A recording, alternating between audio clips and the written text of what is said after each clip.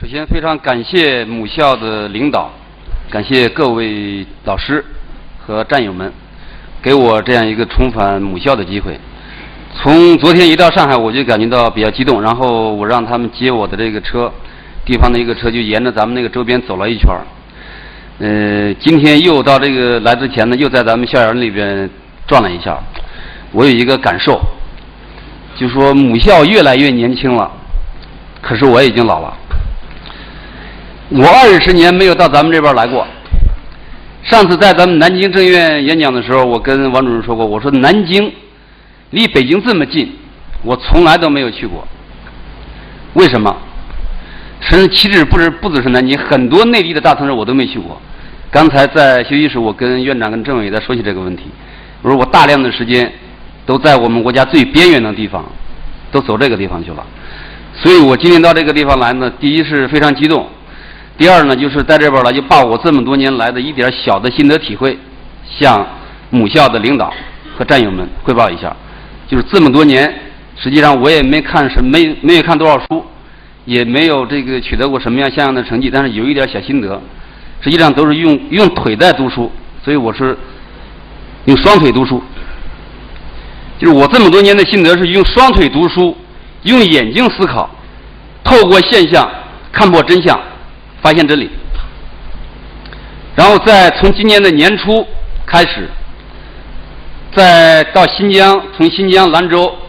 然后一直回头又走过来，走到杭州，到深圳，到其他的一些地方，到一些大学，像上海交大、北京大学等等，进行一些演讲。不久还要去中国技协、中国作协做演讲。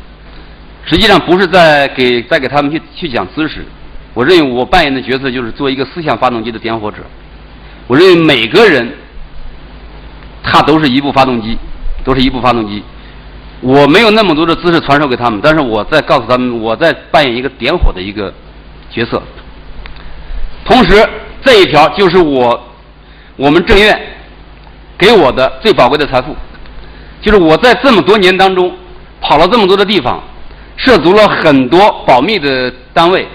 也写了大量的内部报告，提了很多的这些内参，包括给国家的最高领导都提过很多的东西。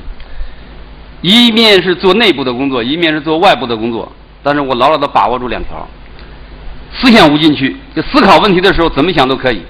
但是宣传有纪律。这就是我在上海政院当年在这学习时候得到的最宝贵的财富，把握住，让我这么多年来，尽管还做了一点事情，但并没有惹太大的麻烦。本讲无涉密，其他的这些资料都是来自于资料都引自于公开的渠道，其他的内容都是我对一些事情的观察和思考。同时，我也给我这一回的这个演讲呢，先就是请大家原谅，先把话说在前面。由于我是想在这么短的时间内，想把大量的我这么多年来的一些研究东西，想尽多的给咱们提供，所以里边呢就是我很多就来不及详细的展开，所以呢有些观点希望大家原谅。就我引述了一个阿尔文托夫勒的话，有些观点并不一定理论非得十全十美，但是很多东西是需要想象力和洞察力的。我也不认为我有这些洞察力，但是我努力想做到这一点。本报告就是我这一回演讲想回答的几个问题，一个是当今世界的真相是什么？中国外部真实的环境什么样？中国内部的真实情况什么样？中国的危机在哪里？中国的前途在哪里？中国应该怎么办？我觉得这些问题应该是我们每一个中国人思考一切问题必须面对的总的背景和逻辑起点。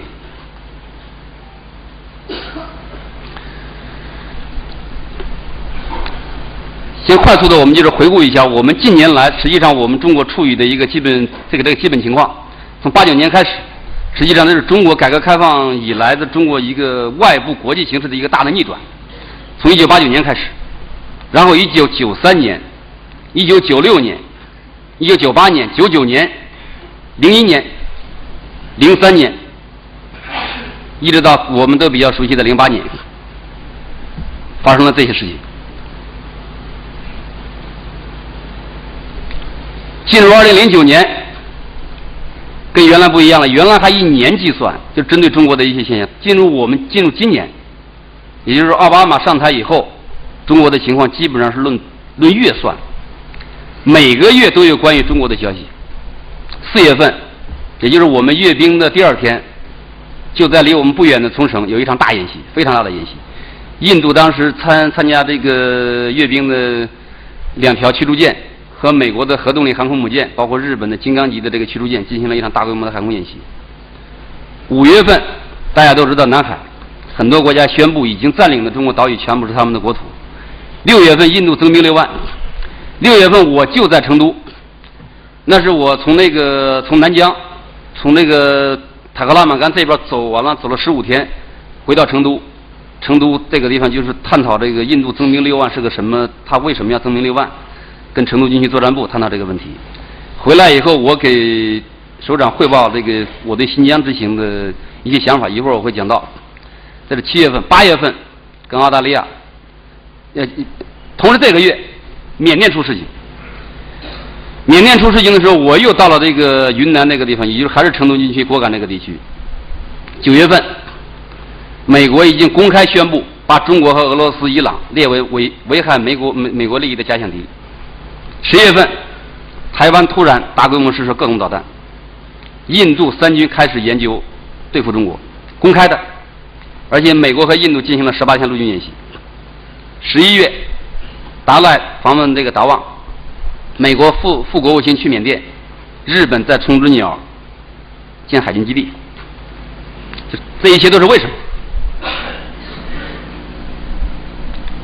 我们先看2个视频。好了，看到谍报啊，特别提到了中国的战略专家说，中国处于这样的一个西形的包围圈当中，对中国形势相当的不利。问一下马鼎盛先生啊，怎么看这个所谓西形的对中国包括有核武器在内的围堵？同时呢，说美军实际上纵深打击。这是第2个。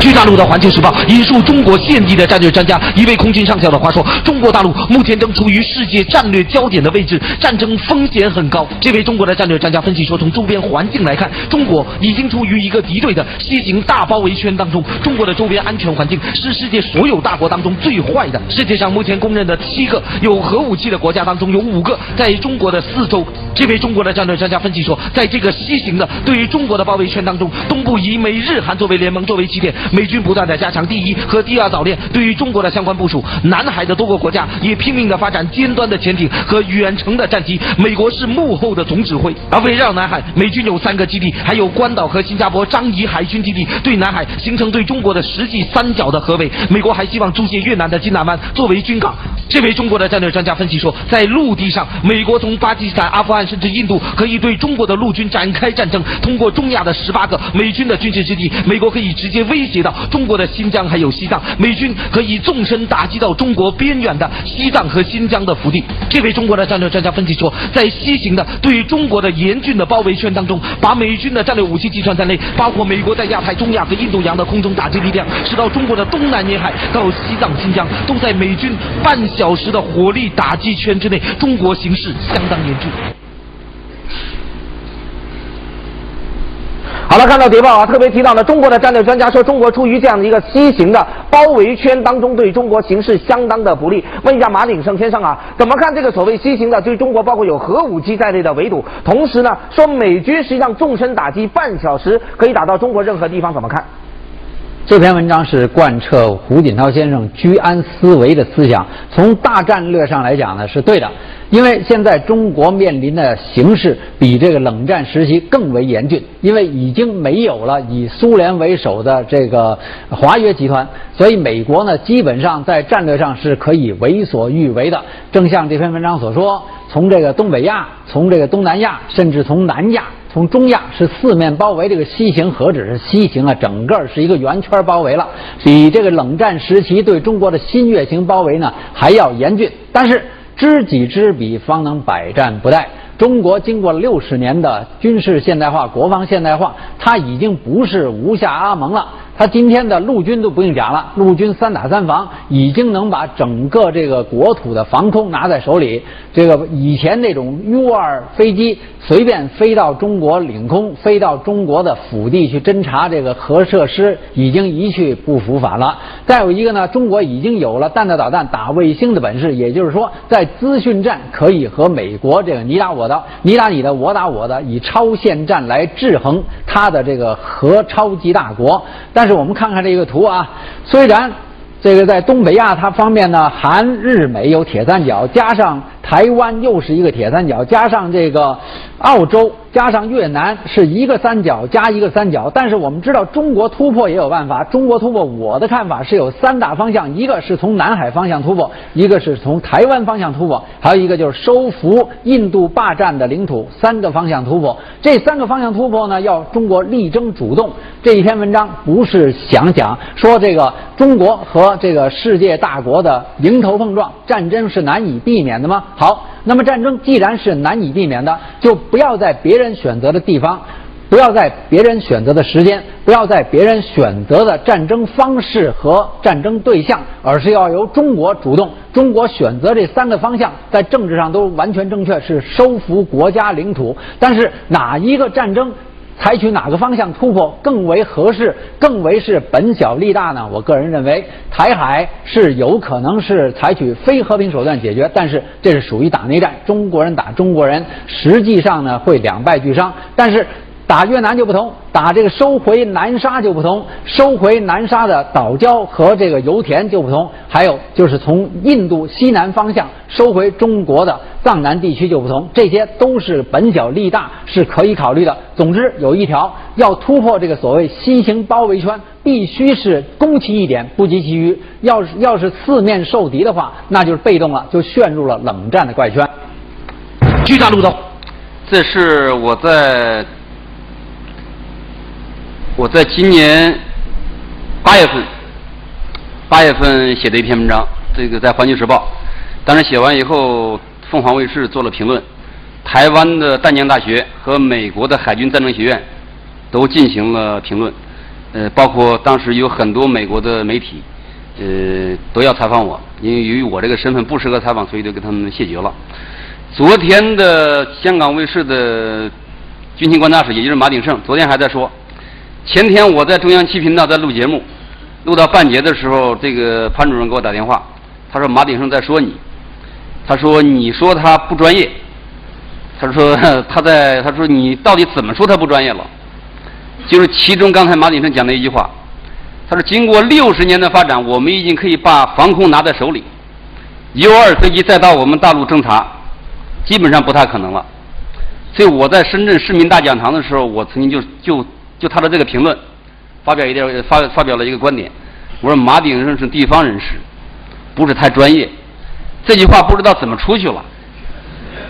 后来被马鼎盛呢就抓住这句话，昨天又做了一期节目，他说我说的不专业，但是我接着还有一个例子，为什么不专业？我说 U-2固然今天是过不来了，但是 B-2还能过来，并且是2架 B-2从我们华东华南在我们的上空过了一趟，我们根本就没有发现。B-2的它这个体积比 U-2 就大多了，而且是2架 B-2过去了，我们就没有发现。这个军队的很多同志都知道，这就是对我们的示威。所以说我们今天并没有强大到足以让我们的国家让我们的人民放心的程度。所以我当时写这篇文章呢，主要是跟咱们复旦大学的沈丁力一个教授对未来中国10年形势的判断。他说中国未来10年不可能遇到战争，我说不一定，有可能会面临这个战争，我就写了一篇文章。所以这篇文章呢就在国际上引起了比较大的反响。那么这篇文章实际上就来源于我10几年来对国际局势的一个判断，对我们中国周边形势的一个判断，那就是我们中国目前已经处在一个被包围的一个状态。在中国周边，这个结论就与我得出同步的这个结论的一个人，日本一个人宫崎正弘，日本一个评论员，他用1年的时间跑遍中国的邻国，那他得出的结论是什么呢？他说中国是一个完全被地缘政治包围的国家。所以这也就解释了为什么我这么多年没有回到这个母校，很多城市我没有去过，我是在国内走，在我们国内的边疆在走，他是在我们的国外在走，他走了1年，我走了10年。那么这个10年跟他这个1年得出的结论是一样的，就在我们的周边，包括军事基地、军事联盟、核武器的国家、赌场、毒品、恐怖主义等等，把我们基本上是这么一个包围。这么一个包围分2段，一段是海上包围圈，这是一个基本态势。所以当时我看到咱们这个60周年的时候，很多人在写，就是关于我们60多年我们新中国的一些成绩。我们很多人在说我们60年，我们的朋友遍天下。我回去就拿了个放大镜，在这个地图上找我们的朋友在哪里。找来找去就是这个样子，所以我不知道我们的朋友在哪里。这个包围圈分2段，一段是海上包围圈，海上包围圈以日本为起点。日本呢，从冷战以后大家都知道，他原来他这个重点是联合中国，防止日本，防止苏联南下。那么冷战结束以后，实际上这个苏联的威胁一解除，日本立即把枪口转向了中国。所以在目前日本的军队里边，他拿出了5万人的部队，其中日本陆军就拿出了日本陆军的一半，成立了一个离岛部队，专门为了应对钓鱼岛这个地方的方向的作战，实际上就是针对中国。他只有24万人，一个常备军，拿出5万人编制了一个陆海空的一支部队，用于离岛。现在日本还向联合国申请那个冲之鸟礁一个地方，就是这个地方，离东京有1700多公里。这个地方我们大家看一看，他刚刚宣布要在这个地方建海空军基地。那么这个地方是台湾，这个地方是冲之鸟，和美国的关岛就靠在一起。他宣布这个地方为日本的国土，这个国土一宣布，他就会拥有这个地方42万平方公里的日本国土，那就和美国的国土和美国的海外飞地连成一起，就连成了一片。那就再加上日本的本土，日本控制的这个海洋面积就超过我们960万平方公里，这个面积基本就超过了。那么它还夹在这个2条这个第1岛链和第2岛链之间，所以日本你不要看那一块是一块礁石，实际上这是一个最重大的战略部署。这是日本从这个地方，一个是从外围上有一个点冲之鸟礁，第2个点就是琉球群岛。在琉球，现在目前日本是我当时因为在外地演讲的时候，那时候日本跟美国关系还比较不错，不像今天就双方围绕这个地方呢出了点问题。实际上这个问题都出在冲绳。冲绳这个地方，我们中国叫琉球，现在有很多人也跟着日本叫琉球。反正在我自己写的文章当中，我从来不叫琉球。而且我还在今年的3月份在《环球时报》公开的发表过一篇文章，是有感于我们的外交部门和我们的一些专家学者，因为我接触到我们的对外的一些经济谈判和一些外交谈判的很多专家，在做一些电视节目的时候，我跟他们都是朋友。我发现他们在对外谈判当中进入了一个误区，就是我们现在跟日本谈也好，跟那个越南谈也好，都依据联合国的一个海洋公约，就是整天讲什么国际法，以这个国际法为基础和他们进行谈判。我说这样的话，就让我们陷入非常大的被动。现在要按这个海洋国际法，这个海洋法是1982年制定的。那么它这个海洋法呢，它是有2条，就是说，如果双方不共有大陆架，那么就是说按大陆架来算，你大陆架延伸到什么地方？按这个来算，我们大陆架就延伸到这个中琉海界，就中国和琉球这个地方，就延伸到这个地方。但是如果是双方共有大陆架，那就要平分中间线。那在这个地方是钓鱼岛，日本认为钓鱼岛是他的，所以他就从这个地方跟我们平分东海。所以你不能按这个海洋公约来。我当时我就写了一篇文章，我说中国与日本没有临海划界问题，为什么呢？因为中国和日本不是邻国，因为我们2国之间隔了一个琉球，这是琉球国。琉球国1879年才被日本这个吞并过去。可是这个吞并到目前为止也没有得到世界的承认，因为这里边有很多的例子。一个是在我们中国人的意识里边，我们就认为琉球本来就是我们中国的一部分。大家可以读一读闻一多的有一首诗《妻子之歌》，对不对？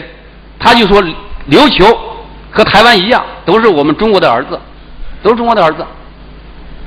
这是在中国人的印象里，它即使不是我们的一部分，它也不应该是日本的一部分。那么在美国人的这个思想里边，他也是把这个琉球这个地方当成一个独立的国家。1945年，日本和美国在这个地方打过一场大战。这场战争以后呢，日本战败了。美国赞助这个以后，4次向蒋介石提出要把琉球归还中国，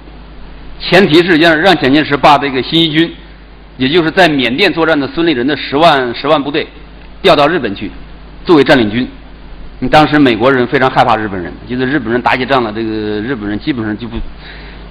根本上就不能算人，就是说他那个人是非常的野蛮。但是美国人就认为这是中国人特别恨日本，他就想把中国军队调过去。美国就派一个司令部，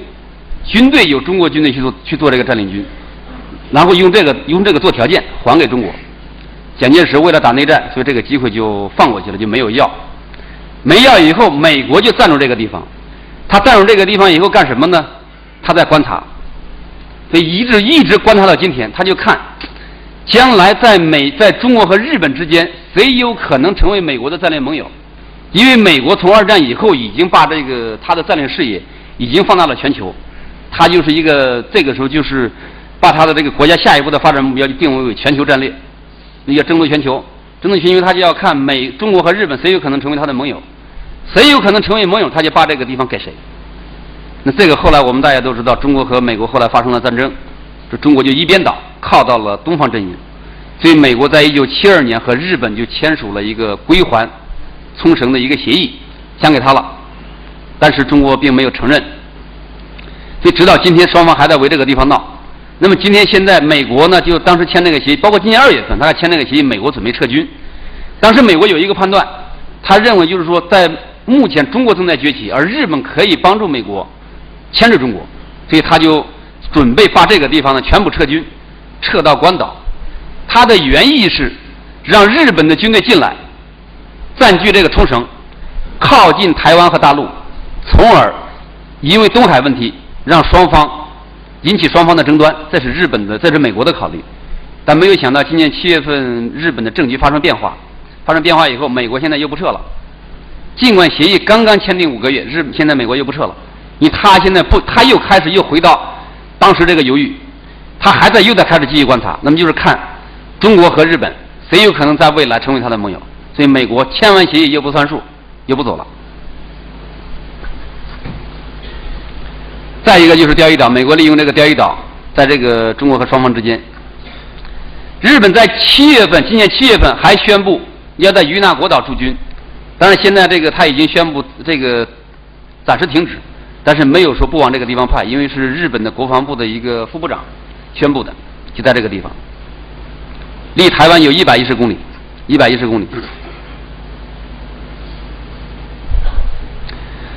就在日本，就光这一个起点上，美国跟日本加上他的其他的一些盟友，亚洲的盟友进行的演习几百次，难以统计，各种陆海空的演习难以统计，不计其数。蓝色包围圈的第2个点是台湾，所以尽管目前大陆跟台湾的这个关系比较好，但是美国绝不会放弃这个地方。美国和日本都有为了保卫台湾，不惜和大陆发生大规模战争的一个基本设想。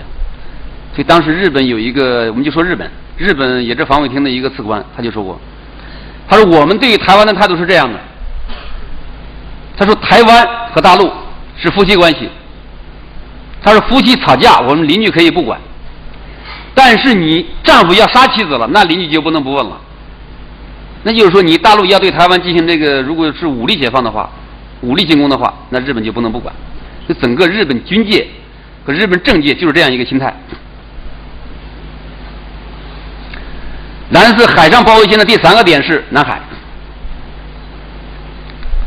南海目前的这个情况呢，我在这个关于这方面问题呢，一个写的文章也比较多，再一个在深圳卫视还做了很多的节目。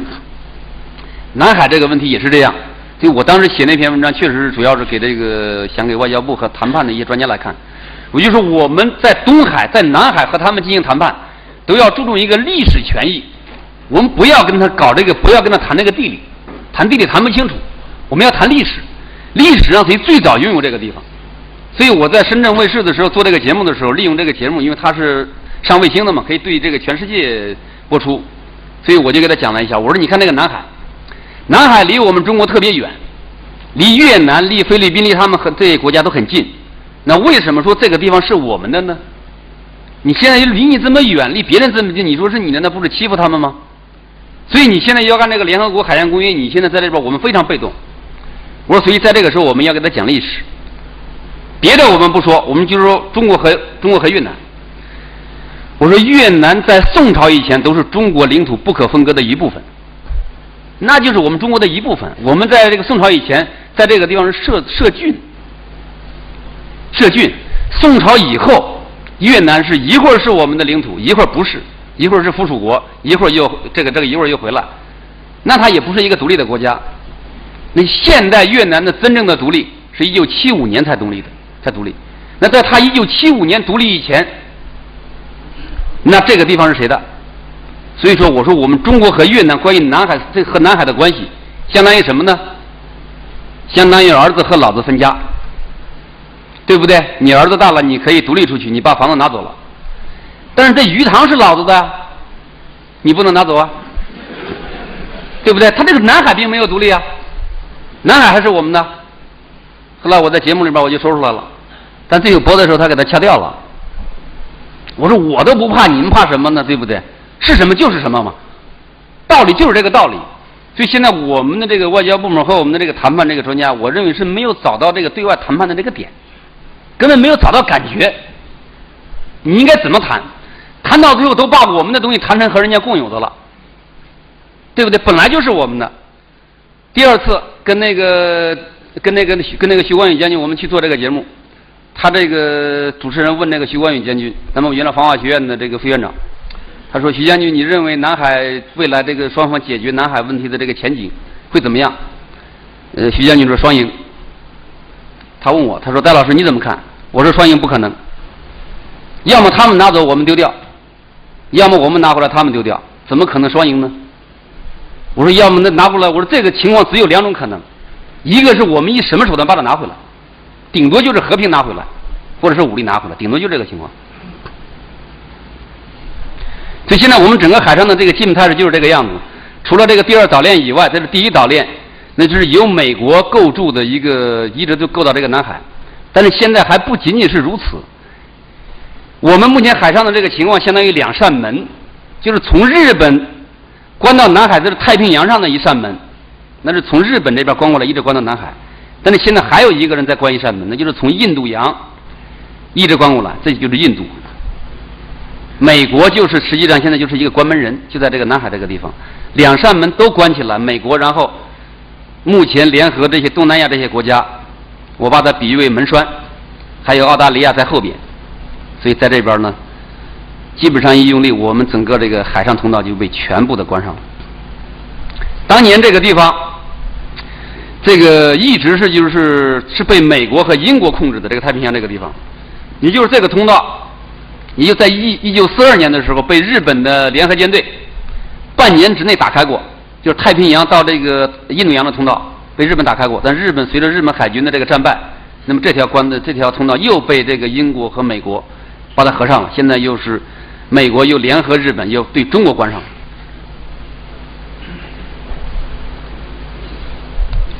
所以我认为我们中国到现在没有人懂海军，再就是这个月也要出的一本书《海图腾》，我写的。为什么没有人懂？我在这里边就是在这本书里边用了一本书的篇幅，阐述什么叫海军，什么叫现代海军。所以我认为世界上目前懂海军的只有3个人，一个是英国的海盗司令德雷克，一个是美国的马汉和日本的东乡平八郎。现代海军是什么呢？平时要能够为自己的商船护航，暂时要能把敌人的军队堵在他的国土上，这是德雷克说的。可是我们现在有些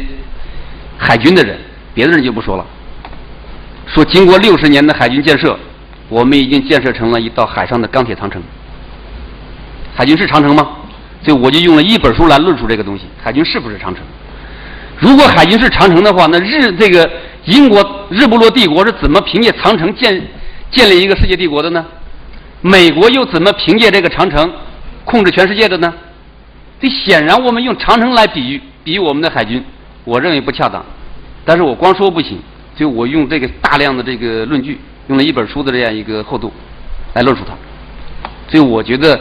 不是我们建成了一道长城，而是别人在我们的海边上建成了一道长城。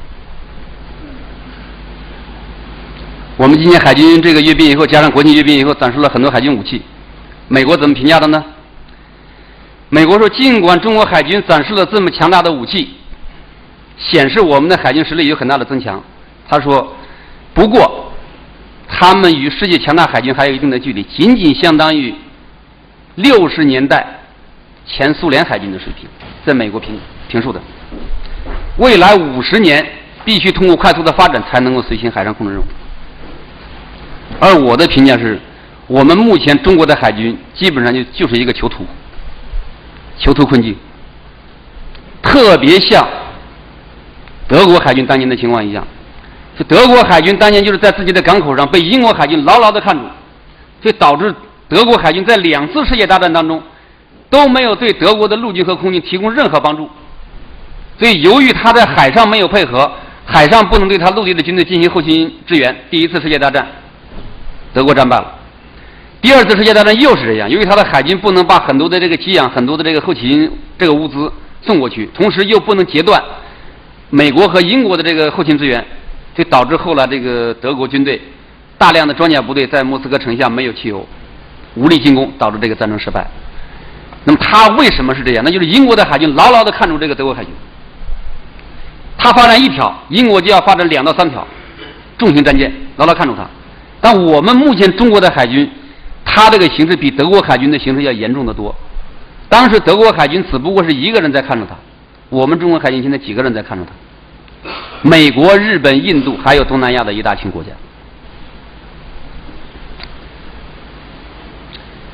失去海洋对我们国家有什么样的后果？这一点我认为这个不用讲。中国在现在仅仅是，如果我们不要是不靠这个海外的资源和海外的市场，我们会饿死在我们自己的黄土上。但是现在由于我们不能控制海洋，所以我们海外的利益基本上处于无保护状态。而美国现在已经为我们准备了一支海外这个联军，所以我觉得这也是我在很多这个地方发表文章的一个主要的一个考虑，就是我们现在这个新军事变革整天喊这个信息化，不关注现实问题，如何突破我们海上的围堵，才是我们新军事变革的第1道思考题。我们整天喊这个信息化，我说我们不能在这个信息化这个技术口号里边打转。海上除了这个平面的一个战略层面的一个包围以外，美国现在还在这个沿海上呢构筑了一个海上反导的一个网络。基本上我们的这个导弹往东边打，现在也是基本过不去，被他们全部连接起来了。08年6月份，美国在这边打的这个用他的这个导弹把卫星打掉了，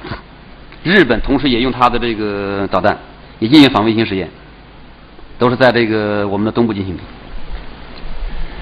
除了海上包围圈以外，还有一条陆上包围圈。也就是说，我们今天中国的态势和冷战时候不一样。冷战的时候仅仅是海上的2道包围圈，叫新月型包围，就是我刚才讲的这个东西。这个冷战时候就有杜勒斯命名的2道海上包围圈，但是那时候2道海上包围圈呢还没有印度洋，仅仅是太平洋上。所以现在海上呢多了一条印度洋，但是现在是从那个海上还有一条陆地上的一条包围圈。所以我为什么没有叫它这个月牙形的包围，而叫 C 字形的包围？你就是特别像那个英文字母里边那个 C 一样，陆地上还有一条包围圈。陆地上的包围圈是紧接着海上包围圈展开的，它这个起点就在印度。这印度最近对我们中国的这个进攻态势也是从09年开始咄咄逼人，但前面这个虽然也有这个态势，但不像今年这么密集。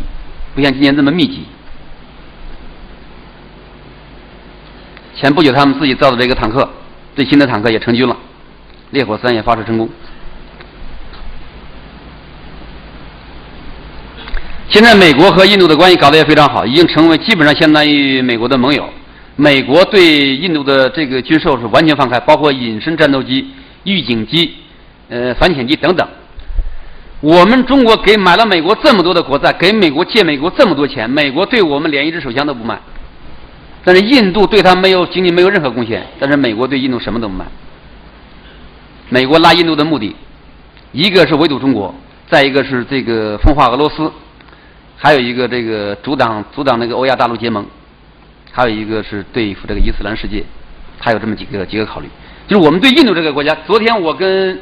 原来这个成都军区的作战部部长，现在14军的副军长还在谈这个问题，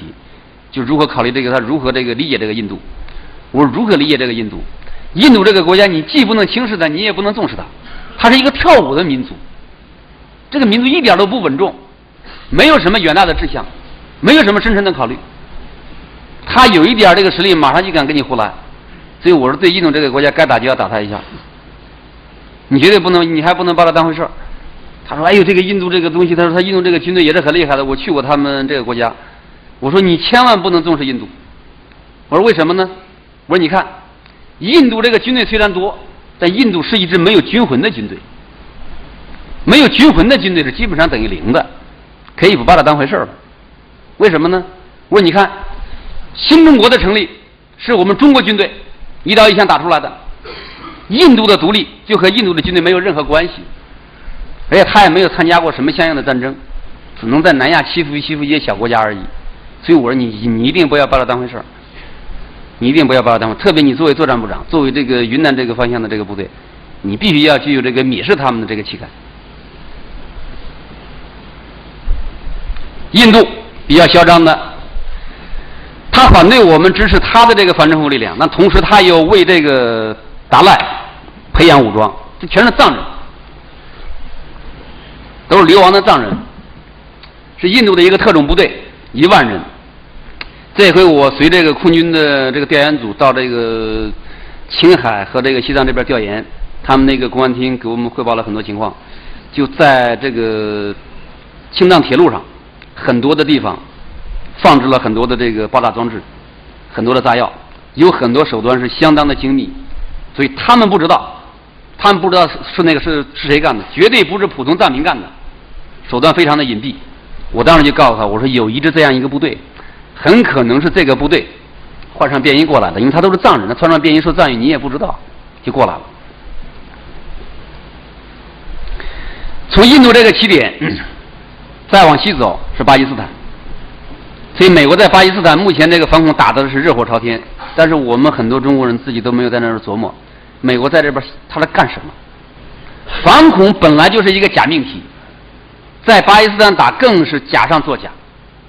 所以说美国在巴基斯坦实际上明打塔利班，暗打中国。为什么这么说他呢？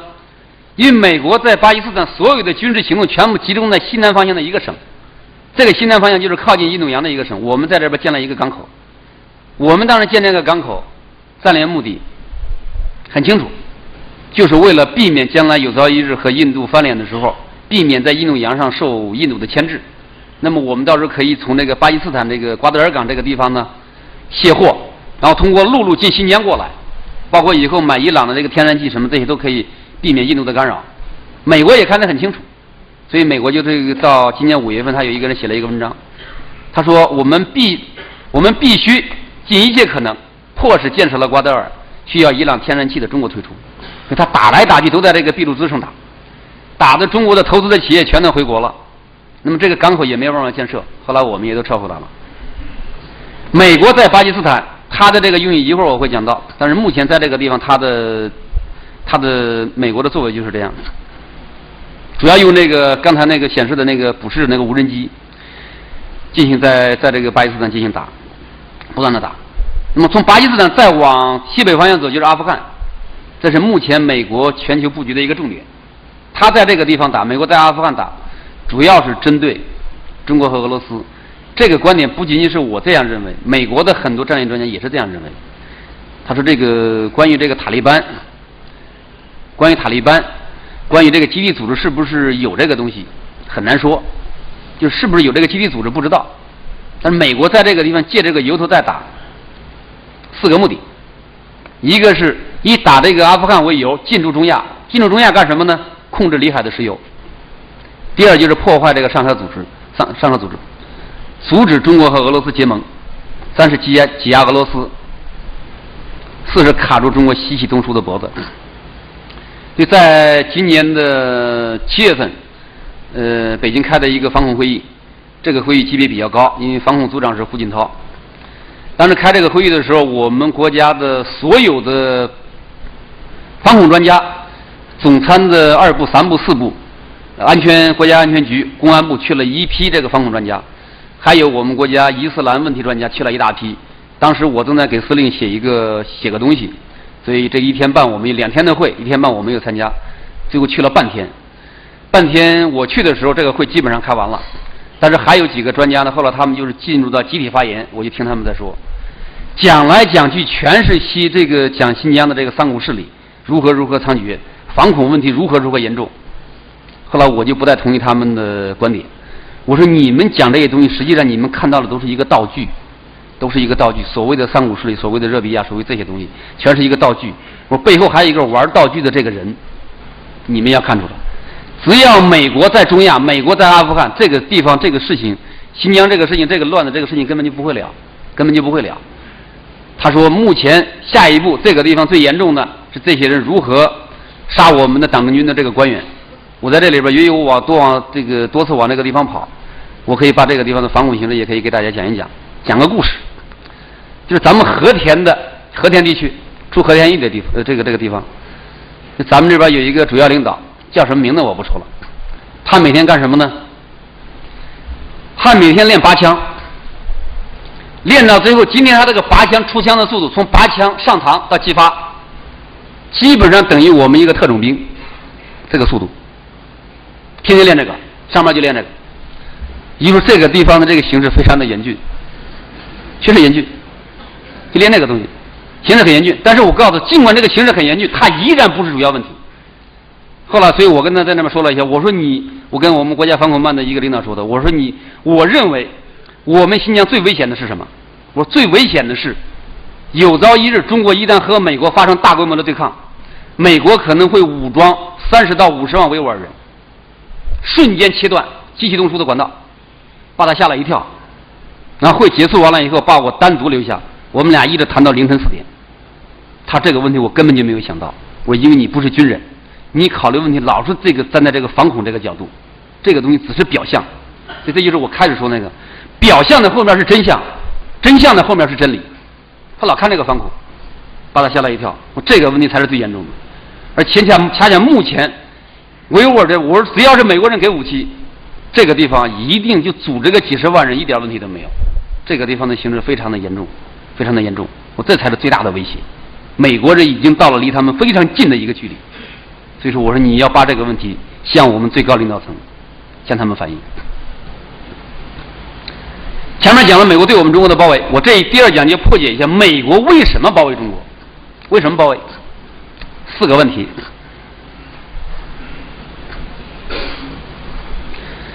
就是美国在这个20世纪这个100年当中，他打败了3大敌人，打败了日本，通过军事手段打败了日本，打败德国，冷战又战胜了苏联。从这个时候1992年开始，也就是说1991年苏联垮台，1992年美国的所有战略专家在那学者开了一个会，就说美国下一步怎么办？下一步得出的一个共识，他说目前美国处在一个前所未有的一个有利的态势上，我们一定要建立世界帝国，条件已经成熟。就在这次会议上，实际上在前不久80年代的时候，他们也有过这样一个提议，就是在21世纪要建立世界帝国。建立世界帝国呢，他就锁定了3个新的敌人。那我先这个3个敌人一会儿再说，就是美国为什么要建立世界帝国？前不久有一本书叫《货币战争》，大家可能都看过。他说呢，他这里边揭示了一个真相，就是美国是被国际银行家控制的。这国际银行家呢，在借助美国的国力，控制和肢解全世界，这个全世界，然后呢，掌握世界的货币发行权，控制世界的财富，这是他的结论。然后是这个美国一个经济学家，也是地缘政治学家威廉安道尔，他是这样分析的。他研究美国研究了37年，他的观点是，他如果是认为这个就是目前这个战争这些这个美国的战争政策呢，这只是一些布什他的一个家族的一个计划，那就错了。他说这是整个美国主导势力的一个机制性的共识。从美国19世纪末开始第一次帝国冒险，也就是美国这种整个政策就已经成型了。现在在奥巴马的这个顾问班子里边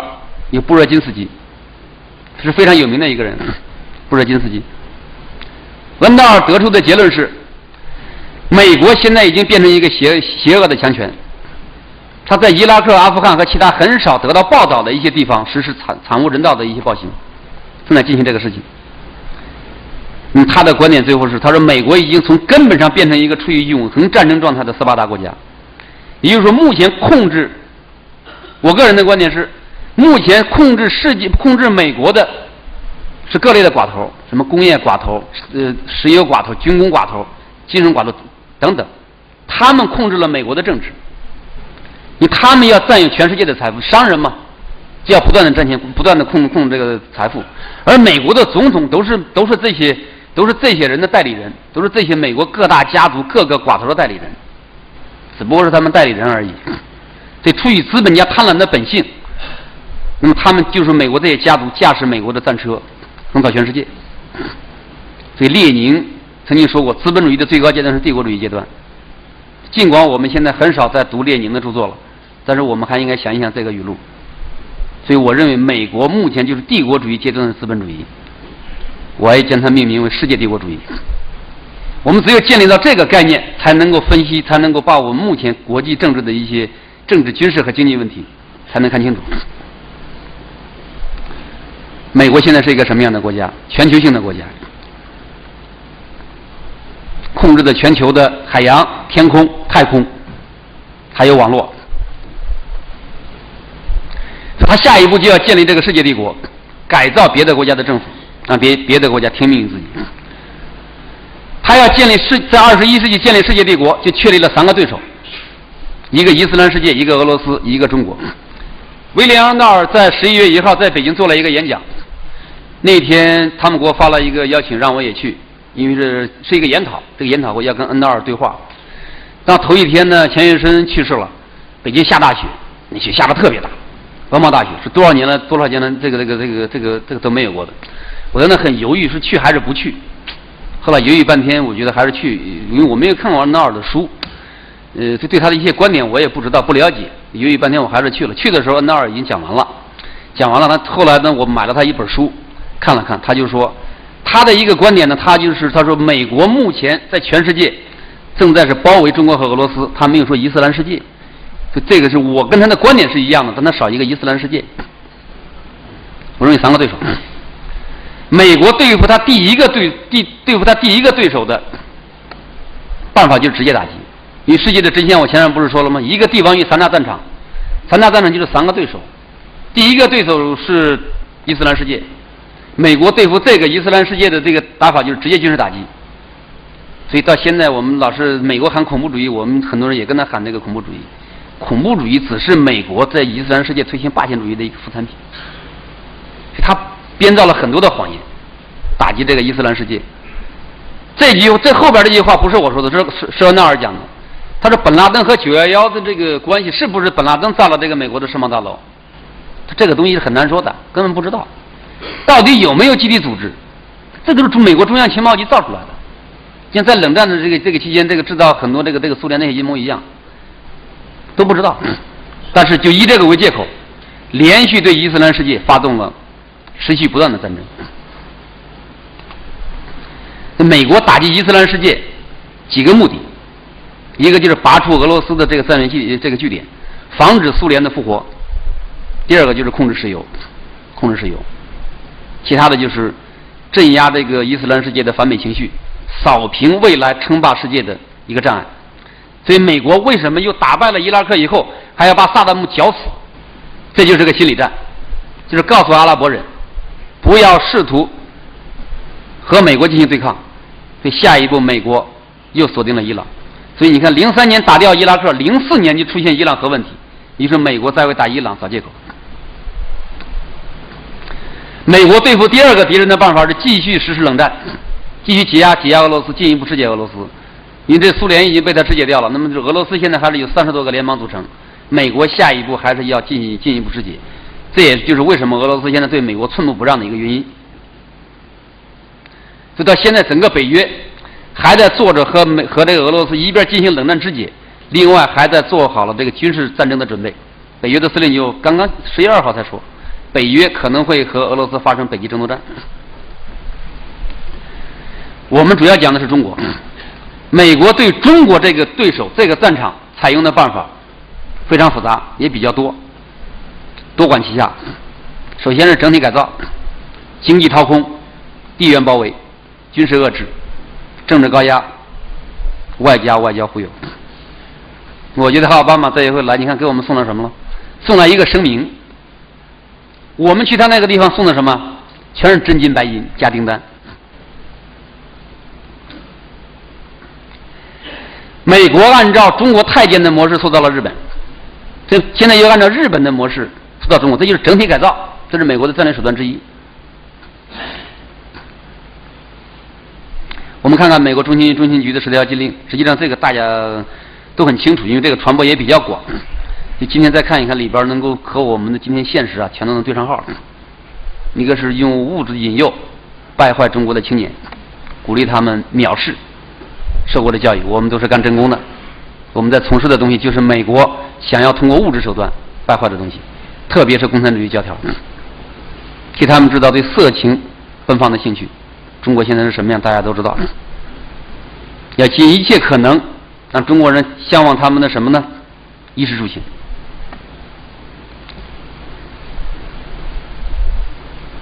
让他们的头脑集中于体育表演、享乐、游戏、宗教迷信。看这一条，在他们的少数民族里边找机会分裂他们的民族，分裂他们的感情。还有一条，运用他们的经济和技术优势，有形无形的打击中国的工业，打击他们的工业。只要他们的工业在不知不觉中瘫痪下去，就可以鼓励社会动乱。社会动乱，他这样他们的政府就会显得疲软，一个疲软的政府就会带来动乱，消灭他们的道德人心，暗地运送各种武器装备。所以这就是我后来为什么提醒我们国家反恐办，有可能他们会装备这个维吾尔人，完全有可能。兰德公司1999年向美国政府提过一个报告，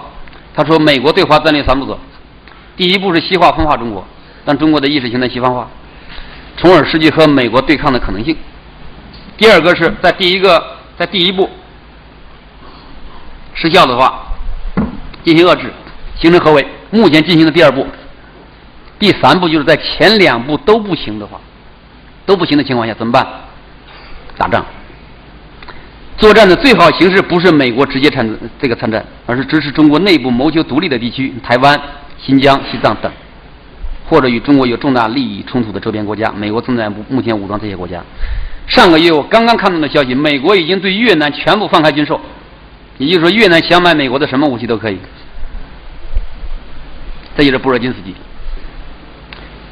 就我前面讲那个一条战线，这个一个地方有3条战场，后来我在布尔津斯基的一本书里边，后来再看到跟他这本书里边设想的一模一样，3个战线，3条战线。我讲的3条战场正好就是他设计的这个3条战线。原书我还没有买到过，因为布尔津斯基出这个竞赛方案这个书呢，总共在美国就印了3000本，到中国来的就更少。所以我们很多内部机构以后翻译了以后，他们就作为内部使用了。所以路上我还在说这个问题，我说我们的很多有关机构是很不像话的。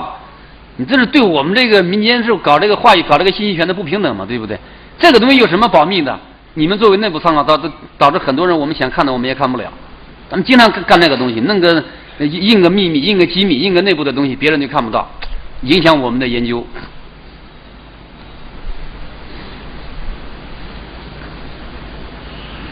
所以我们要看清这些东西，就是美国，我们固然发展中国经济，中国不能和美国搞对抗，离不开美国和西方，但是我们必须要明确美国是怎么想的，他们是怎么想的，就我们的话语权不能跟着他走。所以说当年在这个反恐会上，我和咱们国家的头号的伊斯兰问题专家发生了一场非常大的冲突，我就提出这个观点，我说我们有必要重新审视我们对这个本拉登的态度。我说美国的恐怖分子是美国自己的，我们的恐怖分子是我们自己的，个人打个人的。为什么我们要帮着美国打本拉登，美国不帮我们打热比亚呢？对不对？我说在某种意义上讲，我说是这个本拉登，正是因为本拉登对美国的牵制，所以才让我们中国有了8年的发展机遇。所以我们某种程度上，我说我们应该感谢本拉登。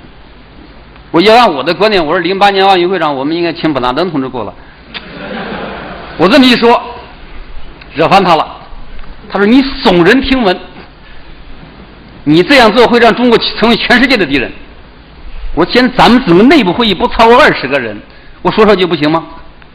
我说你说我们要如果这个我们支持本拉登，我们就成为全世界的敌人。我说你给我讲一讲本拉登什么时候伤害过中国？他说有的，就是我们上海人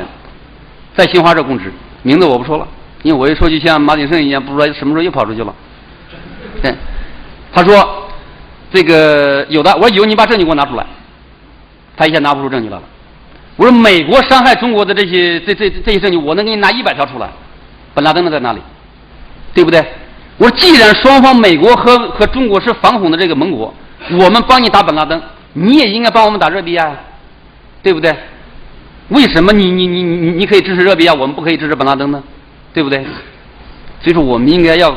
一定要有这样一个对这个大事的一个基本把握。目前谁是我们的敌人，谁是我们的朋友，我们可以不和美国进行对抗，你心里要有数。现在问题是我们很多人心里也没有数。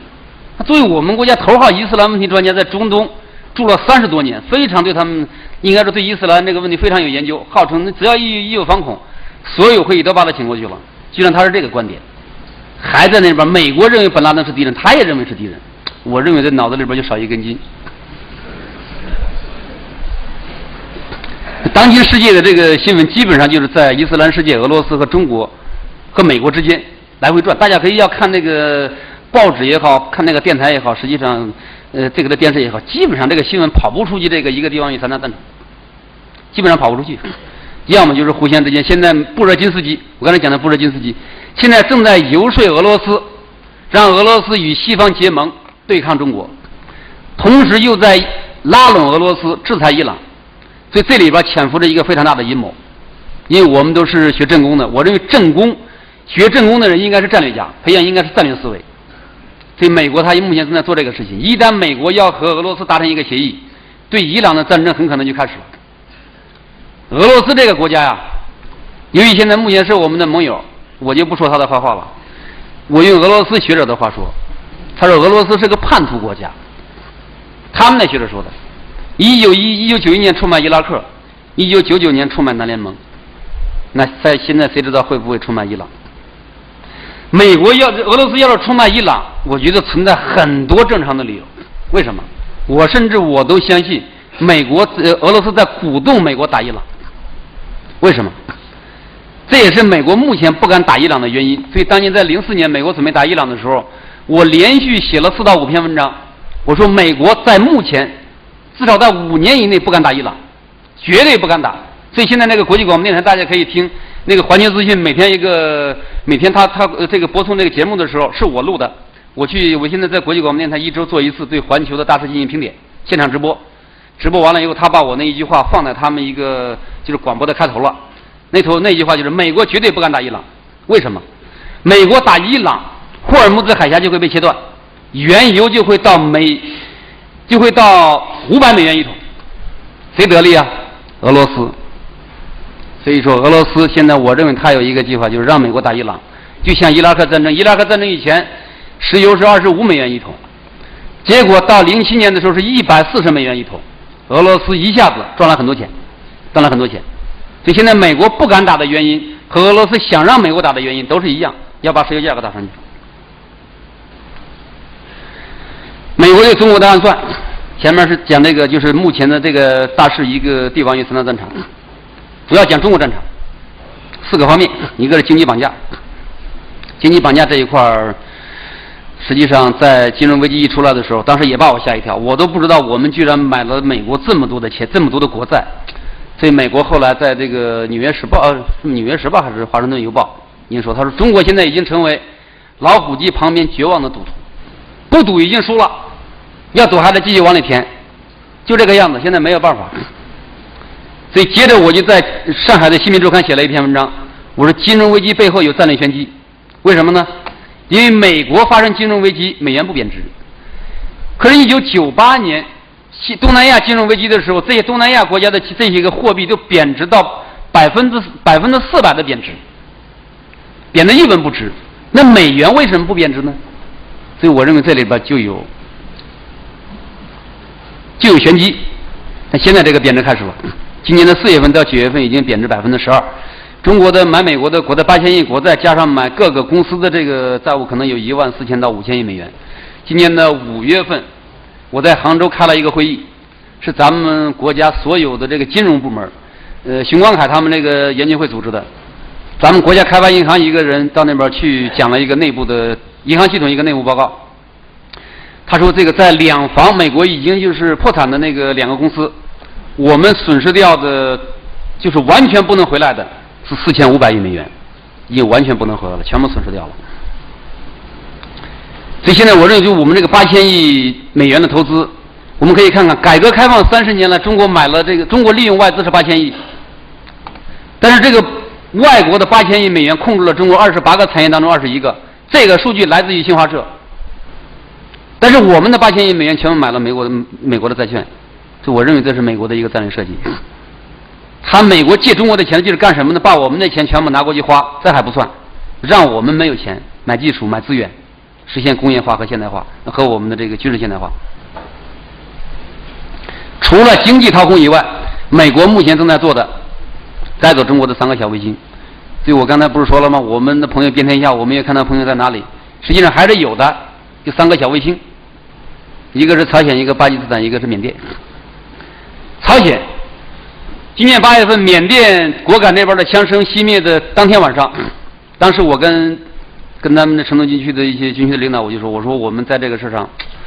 犯了个错误，在果敢这个事情上，我说你怎么能够允许他们在这边就任意的在这个地方打呢？他说那军委也不下命令，我们不敢动。我说军委不下命令，你们应该主动行动嘛，你佯动一下也可以啊，你把部队这个调动一下。他说我们现在不知道这个缅甸为什么打我们。我说我告诉你为什么打你。我说缅甸要走了，这个我一会儿再讲。这是朝鲜。当天第2天早晨我就飞到了这个沈阳军区情报部，我想搞清楚目前朝鲜这边情况到底怎么样。但是我们这边目前对朝鲜的情况也不清楚。我到有关的部门我也没有搞到，包括到国务院发展研究中心，到外交部，到北京大学的这个国际关系学院，都试图想要找到为什么金正日这么搞。他到底想干什么？都没有搞到。我认为就是目前我们对金正日这个心思一点没有搞清楚，因为我们都是内部人。我可以把这个话题翻开讲一讲。我个人对他的判断，我认为朝鲜金正日目前想的就是要为他金家政权的延续，为他的儿子接班，寻找一个安全感，要留下一个比较安全的环境。所以他既怕美国打他，也怕中国控制他，就想在2个国家之间、2个大国之间搞平衡。一方面是他不相信中国，所以说中国呢当时也没有，当年跟中国跟南韩建交的时候呢，也没有对朝鲜提供这个安全保护，不是像美国对日本和韩国一样提供核保护，我们也没有给这个保护，所以这个导致朝鲜对这个中国呢，前面是有怨恨，然后呢有怨恨以后就产生恐惧，然后到目前就开始发展这个核武器。实际上他发展这个核武器既有敲诈美国的用意，但主要是用来敲诈中国的。在今年的9月份，实际上这个10月份，朝鲜一个代表团跟韩国谈判的时候，终于说出来了。他说：“我们欢迎美国驻军，以抵消某个我们的邻国对我们国家的控制。”这个话当然我看了以后大吃一惊，但是也没有出我的意外，这就是朝鲜的心思。所以我们一定要摸准他的心思。我当时跟沈阳军区情报部的部长我就这么讲的，我说你们要上一个报告，明确的跟中央说，对朝鲜就3条，不需要进行什么6方谈判，就是2方谈判，就跟我们谈就行了。我说第一，你不就要安全吗？我给你安全，对不对？不仅现在给你安全，你走了一会儿，你儿子的安全我们也给你。第二，我们给你钱。我说我们这么多的中国这些我们的美元在美国都已经变成废纸了，拿一部分给你，把你朝鲜的矿山这些资源做抵押，对不对？解决我们的问题，你解决他们的问题，他没有钱。我说第三，如果他不听，我说你们就告诉他，你走了以后你儿子活不了。当然那个话可以不这么说，但意思是这个样子。这就是两拉一打，搞什么六方会谈，对不对？朝鲜人民就是我们救的，他没有资格跟他们进行六方会谈，但是个人意见。第二个就是美国目前已经控制了巴基斯坦，控制巴基斯坦，美国的用意很简单，一个是斩断中国通向印度洋的道路，一个出口，同时切断中国与伊斯兰世界的联系，就是让三大战场不能连成一片，这就是美国的考虑。我下一步就谈谈这个缅甸，可能这个缅甸很多人也没有往那个地方去过。缅甸啊，就在这个海陆包围圈当中，缅甸处在印度洋和太平洋上的一个节点上，就以缅甸这个地方出去的那个点上，往东是太平洋，往西是印度洋，所以这个地点非常的重要。我们现在在这个地方正在建一条石油管道，这个管道就是我们为了避开马六甲海峡，就像我们为了避开印度洋要在巴基斯坦搞一个港口一样，我们在缅甸也是这样。而正是因为看到了这一点，所以美国现在放弃了他们的价值观，要和缅甸搞好关系。它还是我们整个西南的一个出海口，我们不仅在这个地方可以避开马六甲海峡，还可以节省3000公里的海路。但是现在美国进去了，这个战争就开始了，打起来了，突然就打起来了。我想在这个地方就多说几句这个果敢这个事儿。这些果敢军啊，这个地方啊，果敢这个地区，果敢族就是汉族，完完全全的汉族。最早这个地盘是明朝的汉人打下来的，反清复明的这些人打下来的，打下来以后就有祖祖辈辈的中国人就把它继承下来了。所以到了这个20世纪的60、70年代，中国的大量的知青到这个地方支援东南亚的革命红卫兵，这里边就出了一个英雄人物，彭家声，率领的一些全部由四川的知青，主要是四川的知青，把缅甸军打得落花流水。所以这个地方后来缅甸就跟他们达成一个协议，就这个地方高度自治，实际上就是国中之国。所以果敢这个地区，他用的这个区号是云南的区号，说的全是中国话，中国人去这个地方不需要签证，直接就过去了。所以突然就打起来了。当然打的时候呢，这个前面当然后来打得比较惨了，因为这个事情发生的比较突然，我们都不知道。实际上我们是被缅甸的军方暗算了。之前就是我们的公安部跟他们，我后来听说这个情况，听说我没有看到原件，就是提供给大家做参考，就跟他们搞了一个会议，双方缉毒的一个会议。他用这个缉毒的名义，突然就打起来了，把正规军调过来了，打得我们打到这边这些人就是措手不及。那现在就是这个情况。后来美国原来是一直是制裁这个缅甸，这个制裁这个缅甸，现在也派了一个副国务卿。前一段时间11月4号过去了，奥巴马从这个韩国过去，对这个访问完了以后就去见缅甸的总统。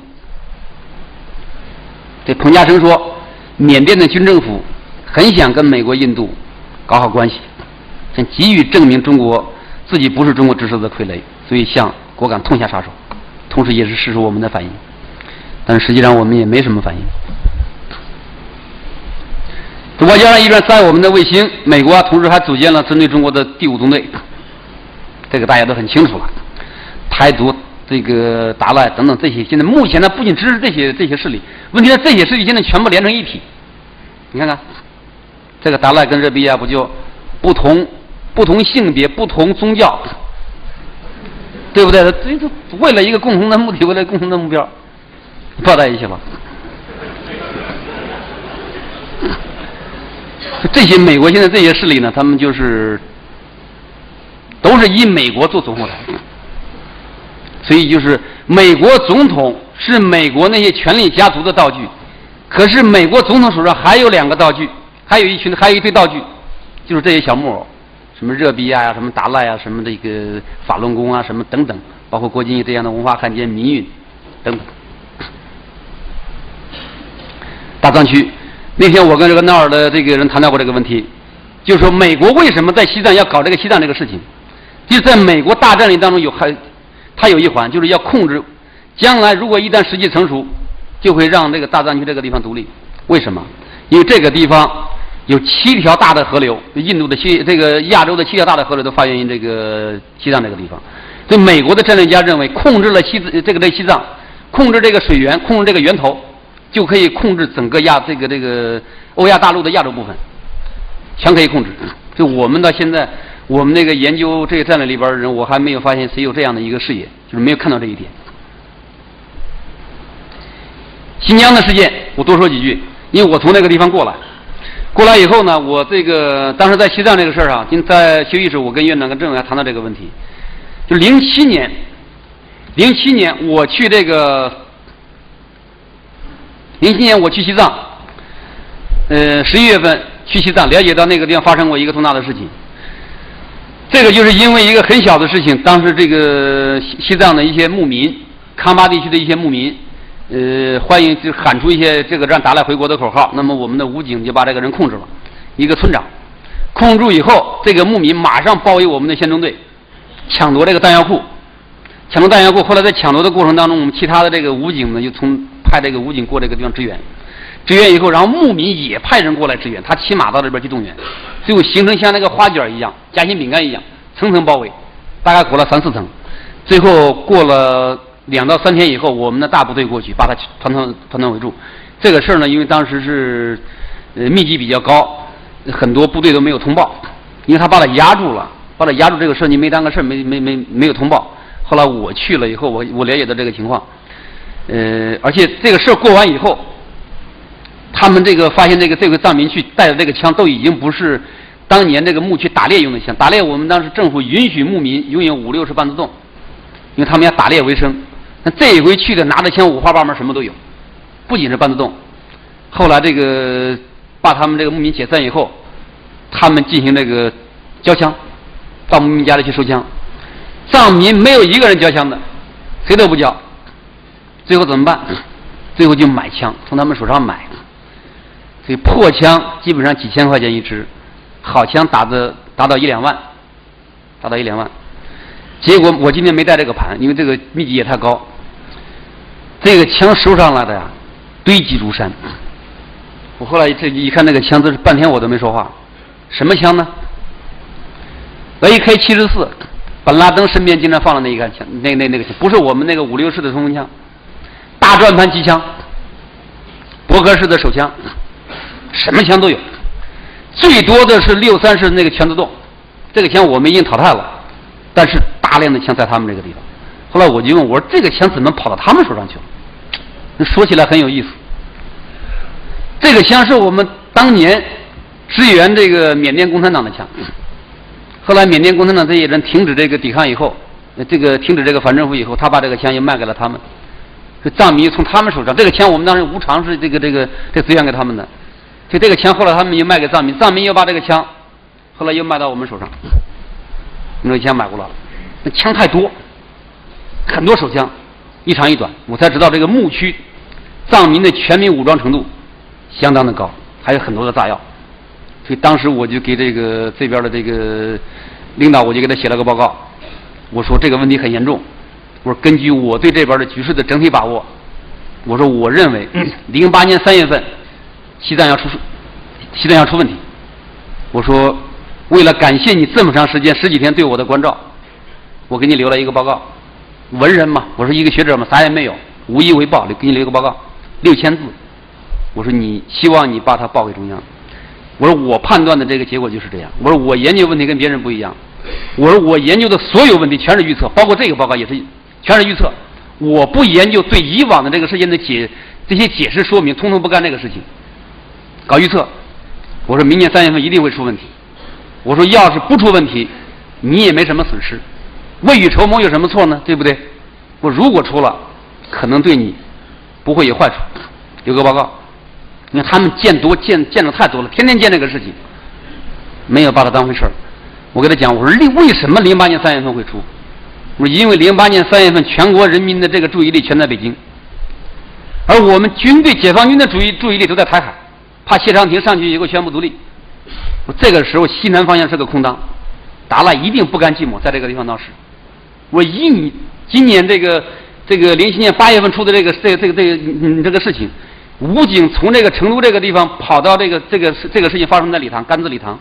跑到这个地方翻越这个4700米到5000米的大山，翻越了20多座，我说你看你这个部队调过去70到80个小时，速度太慢。我说你必须要给这个中央写报告，到军委来协调，用成都军区的陆航团支援你的这个警察行动、武警行动。我说你还有必要把你的这个武警的衣服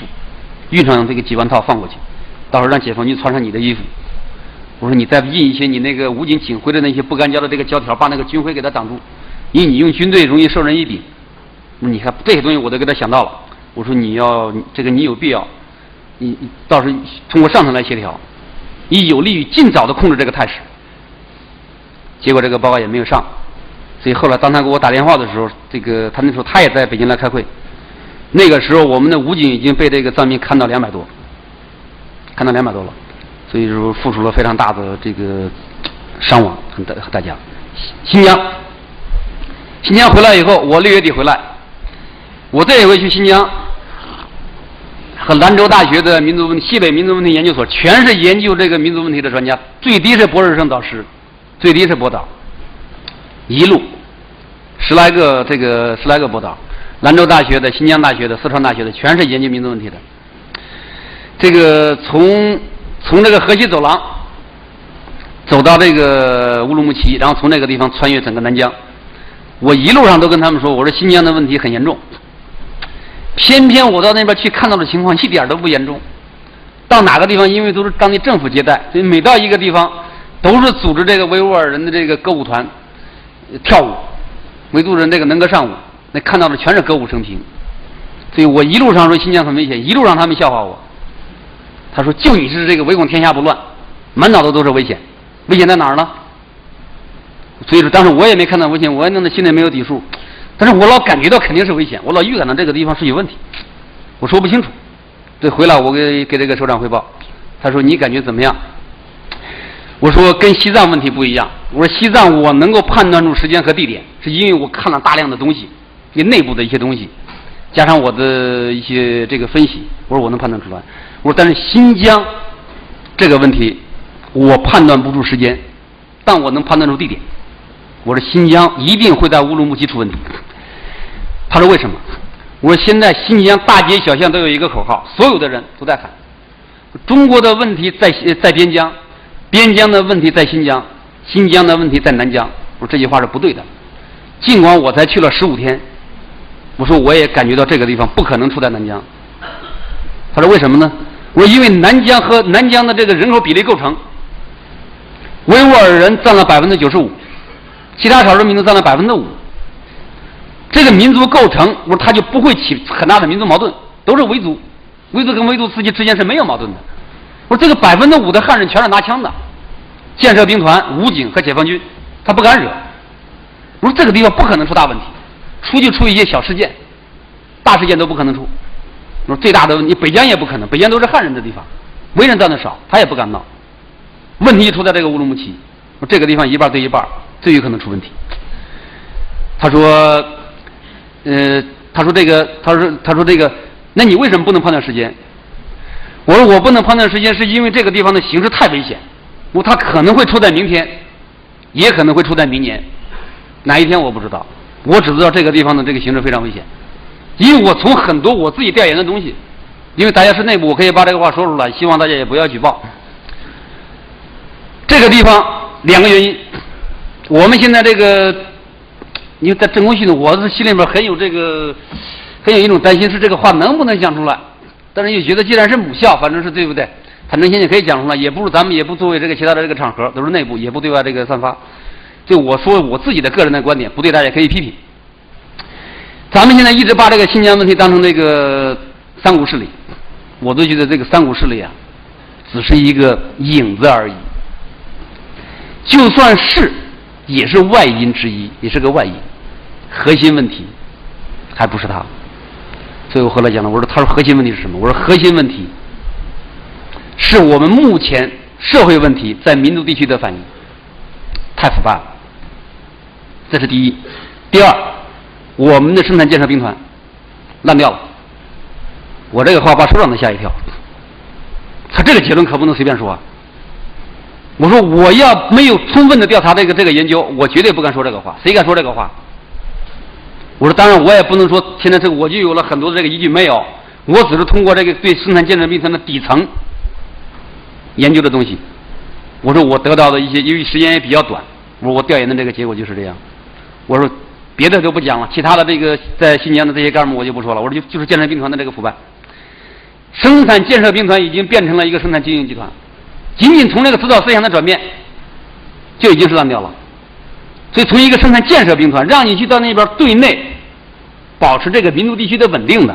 对外要抵御外敌入侵，这是新疆建设兵团毛主席当年建这个建设兵团的这个主要的这个目的。今天这两大职能都没有，大家可以看得到75事件爆发的时候，新疆建设兵团起什么作用了？对不对？根本就没有起到这个作用，那就说明你已经烂掉了嘛，说明我当初的这个判断根本就没有错嘛，你就烂掉了。那这个烂掉有方方面面的这个事情可以支撑，你搞起经营来了，而且它又是一个武装集团，武装集团搞经营，那我们军队是有经验的，是有体会的，对不对？武装集团搞经营能不腐败吗？而这个腐败在民族地区，你这个腐败最后出现的情况一定是这个样子。所以说我们固然里边是有外在因素，肯定有三股势力，但三股势力的存在不是今天才有的，几百年都有，奥斯曼帝国在这边传过来就有，对不对？89年当然了，这个随着中亚国家的一些独立，在维族一些知识分子当中也确实是有他们建国的一些需求，但这些势力微不足道，特别像南疆这个庞大的地区，又没有现代化的通信手段，根本不可能起到这个思想动员的这种普及的作用，根本不可能。所以我们如果都把这个什么原因全部都加在这个地方的话，会导致我们看不清这个问题真正的这个原因。你今天的主题不如这个我不展开讲。但是美国除了在我们民族地区制造这个动乱以外，美国目前针对中国的还有一个贩卖这个迷魂药。他贩卖迷魂药的这一条，就是我在6月18号在《环球时报》参加了一个所谓中国的战略精英的论坛，咱们中国有60多个人嘛，目前都去了，这些严学通啦，包括上海的黄仁伟，反正各个这个层面上嘛，比较这个有名的一些人。而我们目前在我们国家智囊团里边的一些人，大部分都是来自于这个都是毕业于欧美。这些人后来在这边学了个什么呢？这本来这个我的发言是下午，结果我后来听他们上午听了这个几十个人的发言，我实在忍不住了，我说你把我的发言调到上午，调过来了。他们讲了一大篇理论，就是我们目前中国今年09年可能会超过日本，成为世界 GDP 第2，而这个再过10年可能超过美国，成为 GDP 第1。到这个时候我们中国说话就算数了。讲了一上午全是这个，为了 GDP 我们中国要忍辱负重，跟什么人我们都不发生冲突，就什么事情我们都要忍下来。我说这是谁告诉你们的这个理论，说 GDP 强大了以后国家就强大了呢？后来我就拿了个话筒拿过来了，我说 GDP 是大国的标志吗？1840年清朝的 GDP 是大英帝国的6倍，是世界的33%，世界的1/3，比整个美国加上欧洲的这个 GDP 大得多。我说那你的中国的清朝 GDP 这么大，你怎么不去把欧洲瓜分了呢？你怎么让人家瓜分了？所以你看，这是八国联军当时画的画，他们的海报，谁也没有把你的 GDP 把你这个100万大军当回事嘛。这是为什么呢？我说到了1894年甲午战争的时候，我们那时候已经被人家夺了50年，怎么样呢？我们的 GDP 还相当于日本的9倍，还比日本多得多。那你怎么不把日本打败，把这个琉球收回来？我说你怎么败了？那些学者都不吭气了，都不吭气。其中倒有一个人说，他说那你怎么解释为什么今天美国的 GDP 占世界的1/3，美国就可以控制全世界？我说你不问我也要给你解释，为什么是这样？那是因为你看看那个 GDP 的构成是什么，不要光看 GDP 的数量，就像比2个人有钱一样，你有100万，我也有100万，但你那个100万怎么来的？你卖而卖，你卖出来的，那能叫钱吗？对不对？所以你要看那背后那个东西构成 GDP 的这个质量，它的结构是什么？我说那你看看美国，美国今天 GDP 是什么？太空产业、航空产业、船舶、机械制造、计算机、生物科技、农业，它的军事就是靠这些产业支撑的，正是这些产业支撑它的 GDP。日本也是啊，日本第2，汽车、电子，我们包括现在用那些相机，什么摄像机，这全是日本的。就是俄罗斯，它的 GDP 目前也还是，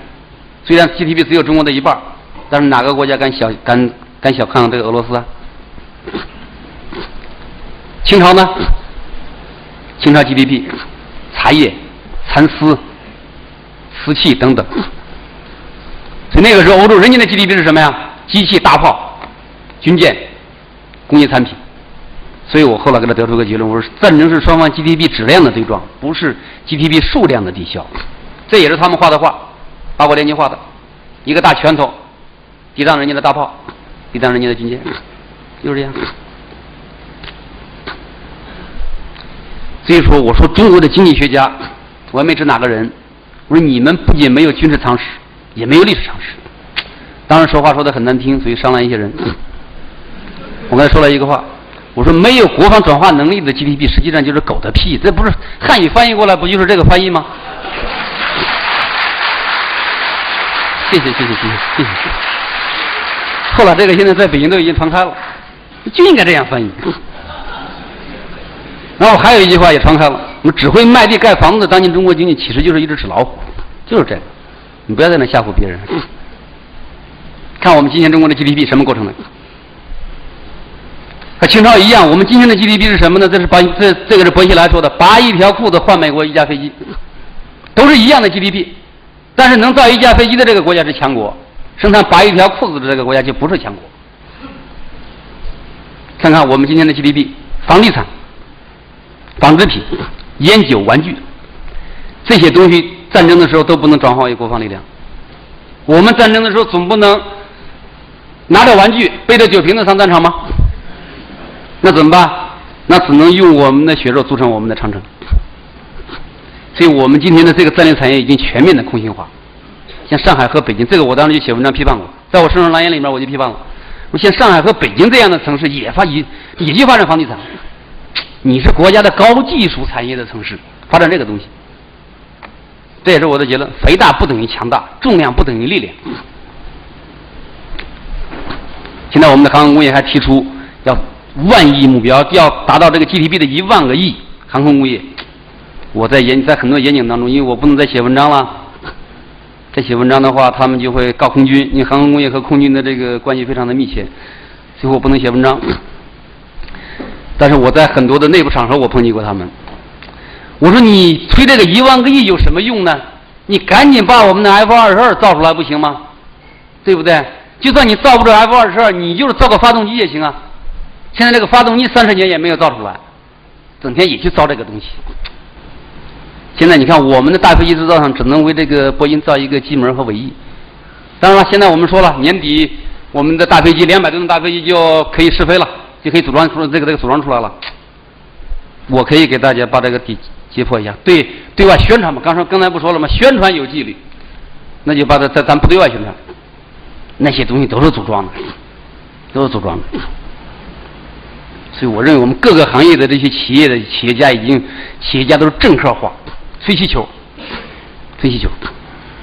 毒害了很多的人。你看，如果我们的经济真是像我们的经济学家吹的那样，我们的经济搞这么好，那40多年来，现在总共是有60多位这个诺贝尔这个经济学奖，2/3是美国人。为什么中国经济学家一个都没有呢？你看看双方这个国家的经济结构就知道了。所以当时这个中央电视台一个评论员，他写了一篇文章，他说中国的经济学家要想获得诺贝尔这个经济学奖，他说虽然没有永远那么远，108000里还是有的。我说我完全同意这个观点。当我们的政治家领导我们摸石头的时候，他领我们摸了一大堆砖头。这样的经济学家你怎么可以获得这个诺贝尔奖呢？对不对？我们的经济学家，我也没有见到有一个像安道尔这样的具有全球视野的经济学家，连续写了一系列的书，并且是针对中国的书，石油战争、粮食危机、金融海啸。他把目前这个金融海啸比喻为一场新的鸦片战争，而且是针对中国的鸦片战争。这是一个美国人写的。就我们这些经济学家，除了喊 GDP 以外，啥也不会说。那搞房地产，结果就是这样。清朝最好的房地产是阿房宫，清朝最好的房地产是圆明园，最后都是洋人一句可怜焦土。所以我当时写完这个房地产支撑不了大国崛起这篇文章，也在《环球时报》发的，上了内参，在网上点击量超过5、6千万，其中有在一个网在网易一个网站跟帖是跟了5700条，结果被他们删掉了。我当时我得出的结论就是这样，我说我们的房地产已经完全失控，房地产市场已经成为国内的这个垄断资本和国际游资联合打劫中国人民财富的战场。现在很少有人去上升到这个高度去思考这个问题。国家一个正常的发展，这么多的大国，这个它这个正常的发展都是先发展工业化。当你有了钱，有了东西，然后再用这些东西去发展房地产。房地产这个产业它不能扩张，你不能赚世界的钱。哪个国家的发展都是要用全世界的钱发展自己，而唯独我们这种发展模式是剥夺我们的工农，就形同于把你腿上的肉给你割掉，吃到你的肚子里，这怎么能可以长久呢？但是现在目前这个东西就已经控制不住。后来我看这个朱镕基大记者问这本书里边，他说他在2000年他就说过，他如果中国要不发展高科技，中国经济就到头了。但是我现在发现，你看9年过去了，中国没有发展高科技，经济也没有到头，还在继续弄这个东西。进入工业时代以来，实际上我们可以看看世界军战史都可以知道，战争打的就是工业技术、工业实力。二战时候，你看欧美、德国打的是这个。当年这个抗日战争的时候，我们都知道，日本调了100多万人，实际上用于作战的60多万人，中国付出3500万人的伤亡。为什么？没有工业实力。我们当时的军工厂只能造步枪，连钢盔都不能造，钢盔全是买这个英国这个西瓜皮，它铁帽子还不是钢盔，铁帽子。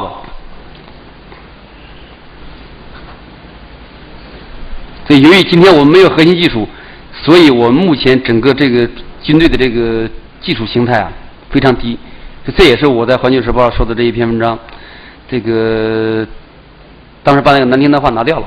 我说目前这个世界各国军队呢，美国呢像个老鹰一样在天上飞，俄罗斯像鸵鸟一样飞得不高，跑得很快。我说中国军队就像企鹅一样。虽然报纸发了，后来这个我觉得这个话不是太好听的，在我们部队内部，所以我就没写上去。而这个情况，中国整体目前这个情况相当于什么呢？和甲午战争和那个时候俄国的情况一模一样，就看起来你的军队规模很大，但是技术形态很差，特别是工业没有核心技术，军队也没有高技术装备。所以你看，甲午战争一来，清朝打败了，第一次世界大战一打，沙俄也败了，都败了。所以沙俄提早第一个退出这个第一次世界大战，而退出完了以后马上爆发革命，跟清朝一样，这很危险的。由于你的这个你没有这样的工业，你这军队这个技术形态低，一旦打仗就失败，一失败以后马上发生革命，你这个政府就完了，非常危险的。第二个就是经济方面了，8000亿美元，这就是我在跟国金证券他们组织了一个演讲团，专门针对这个全国的金融行业的这些白领进行演讲。他们就讲到这个，就是说目前他也讲到国债问题，但他们只是讲到就是这个国债的贬值问题。但我就跟他提出，我说不仅是这个贬值问题，我认为一个更严重的问题是美国这个8000亿美元的本金不会给我们了。为什么呢？我始终有一个感觉，我觉得我们这个8000亿美元买了美国的国债，就相当于一块肉进了美国的狗肚子。我们现在很多人还说，一定要让这个美国人，经常让美国人保证我们资金的安全。我说这就好比跟那个狗说，哎，你要保证我那块肉的安全。那狗说，你放心，你这个肉在我肚子里很安全。基本就是这个情况。为什么不会还？我还讲2个故事。第一个，这是金岩石告诉我的。金岩石，上海国金证券的首席经济学家，他在美国哈佛大学上学的时候，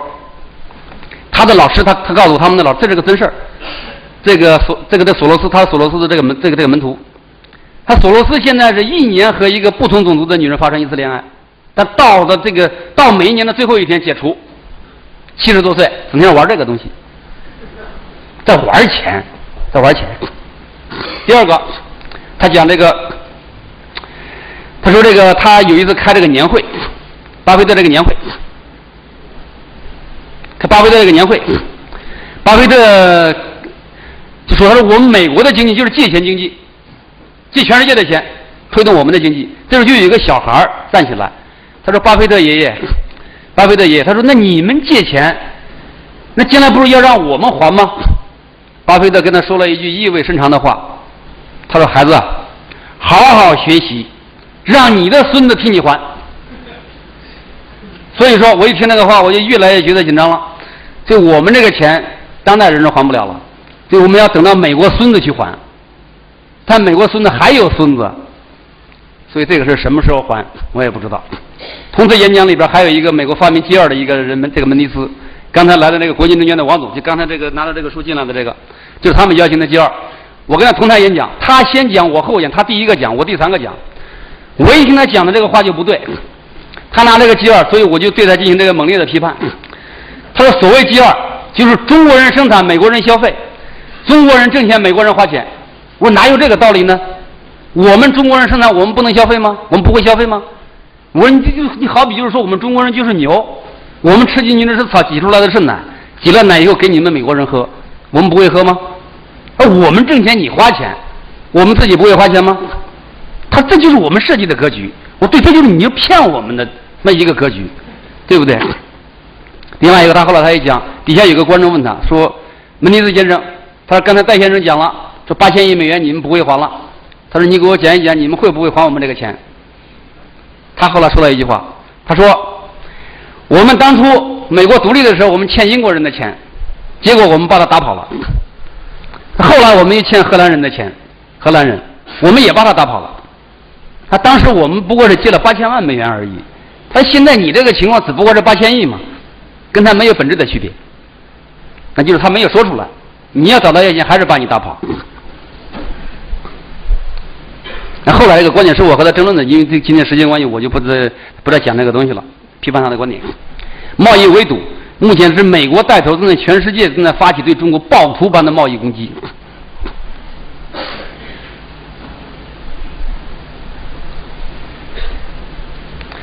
这就是我要得出的一个结论。我认为，由于这个美国对中国进行对世界的它的一个世界战略的要求和对中国的目前这个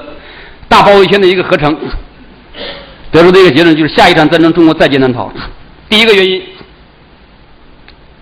是美国是军工综合体的国家，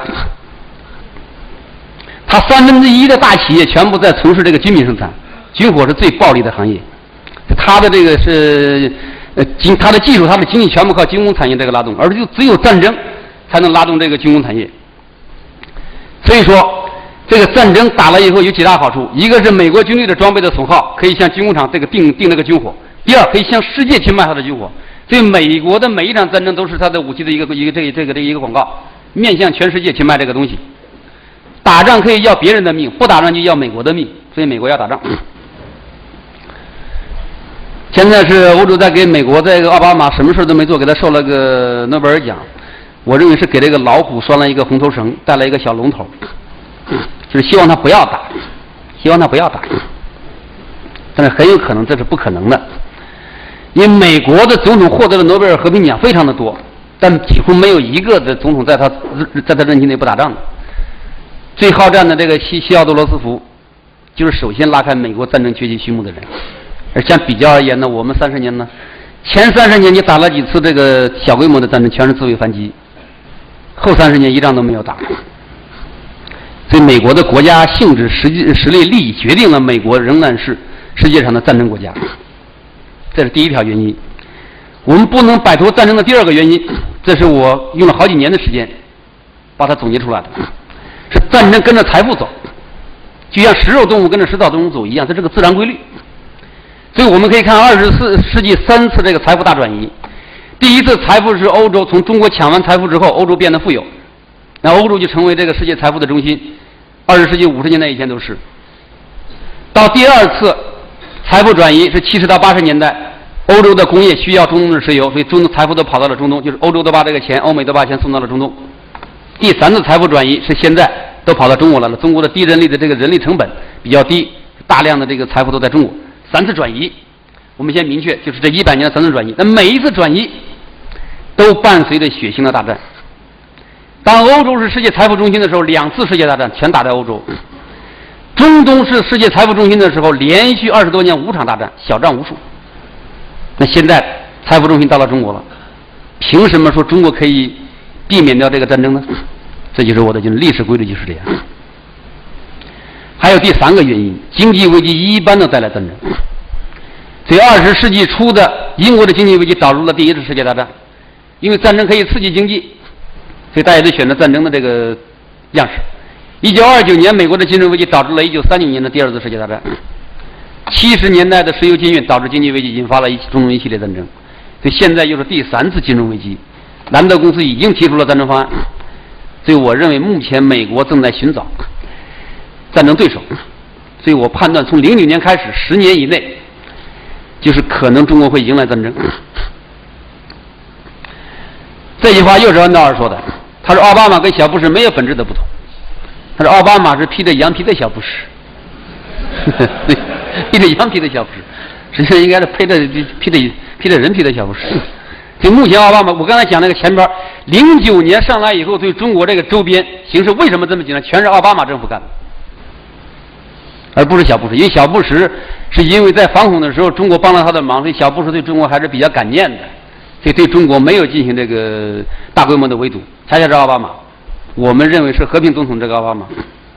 对中国进行大规模的围堵。所以他现在这个围堵，一个是就吓走我们这个在我们中国制造这个不稳定，吓走我们中国，吓走中国的资本。说严重一点，我认为中国面这个战争会导致中国的被瓜分。我们看第一次被瓜分，第一次被瓜分大家都知道是1940年，这个1840年。第二次被瓜分是洋务运动，也就是清朝的改革开放。第二次被瓜分，所以我们是一直认为我们是复兴跟崛起，但是他们这些西方那些列强是有历史感的，他就认为在美国和日本的眼里，他们思考的就是中国这头肥牛已经长大了，也可以开刀宰杀了。100多年前的洋务运动就是这样，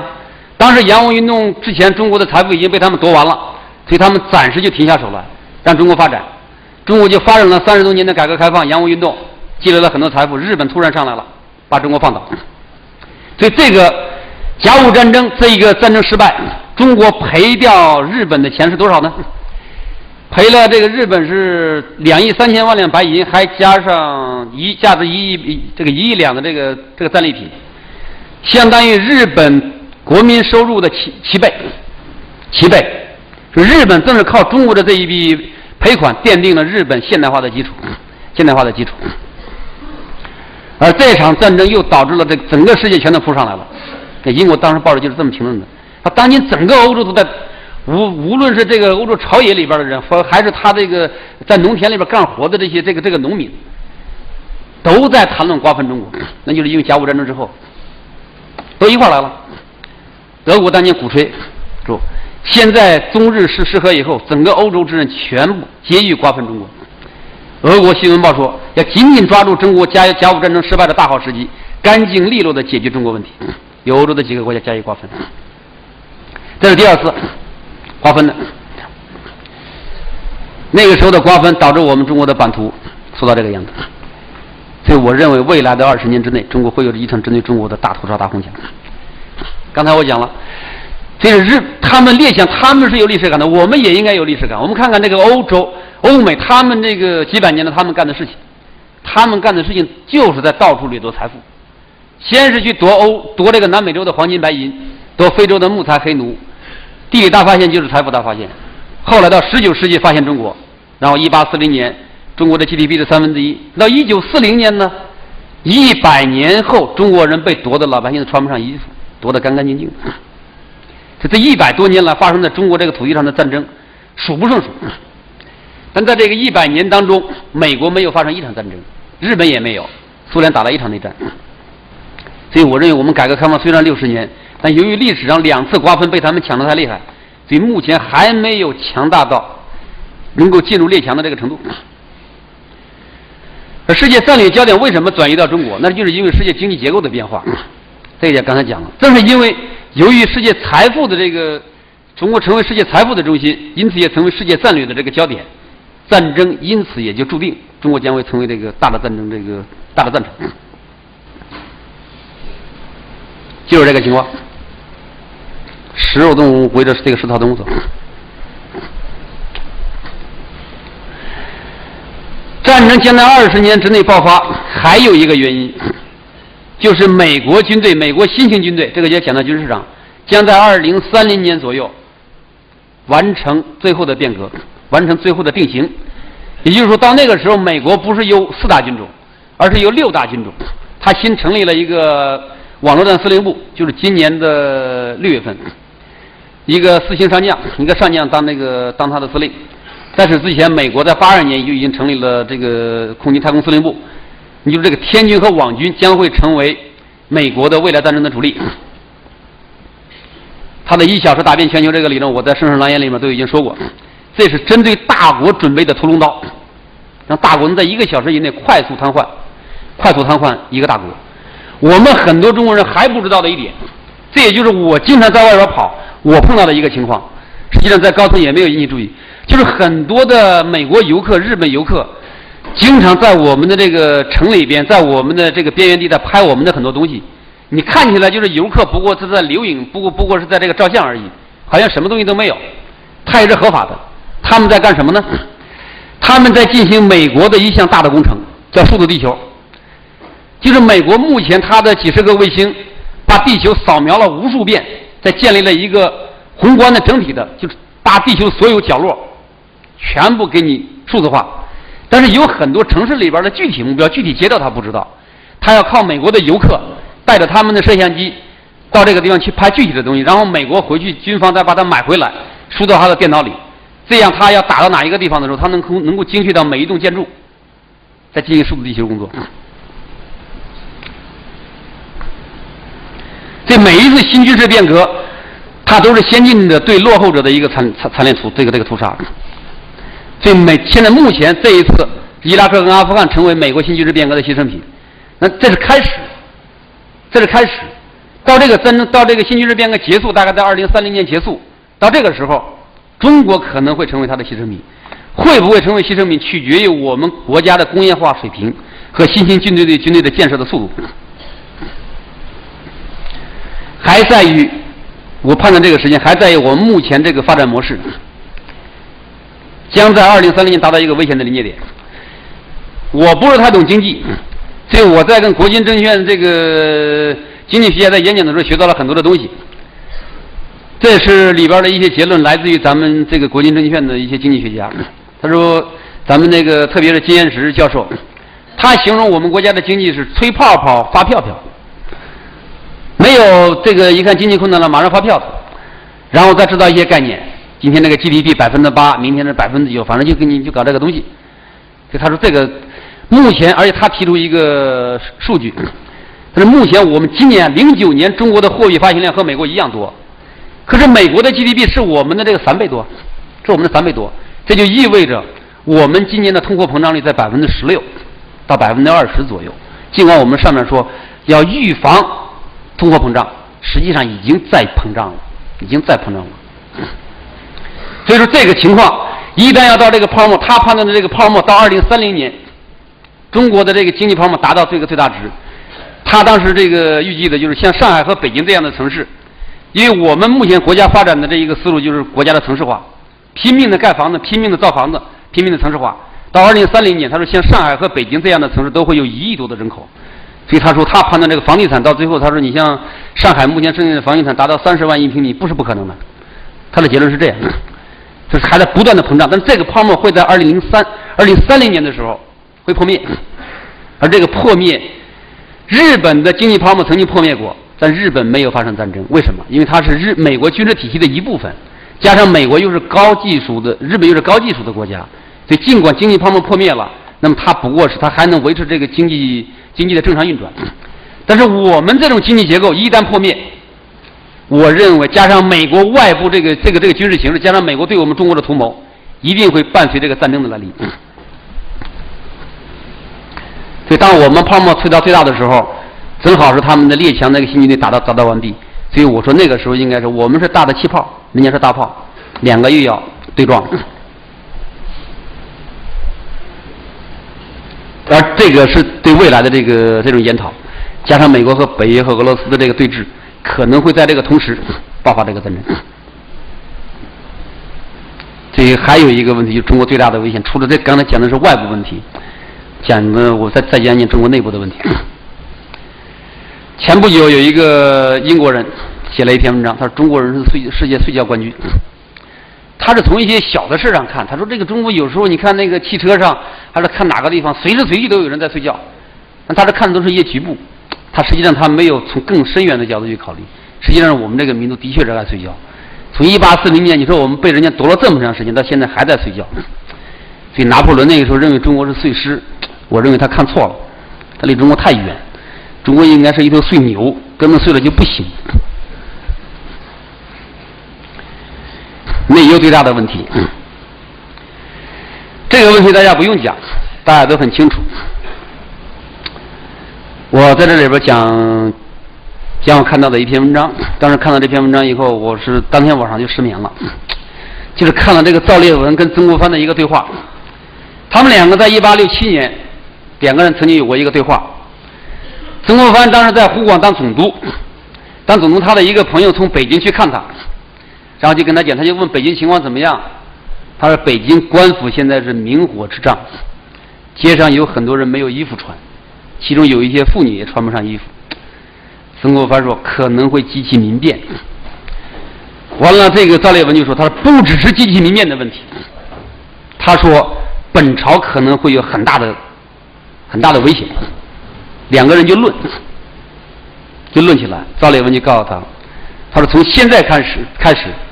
我认为就以目前这种就是国家这种状况，可能本朝还有50年。把这个曾国藩吓一跳，曾国藩不相信，他说你看现在这个朝中这个大臣都在积极改革呀，大家都在进行改革，而且是我们现在这个一片这个，因为洋务运动1867年的时候刚刚开始7年，欣欣向荣，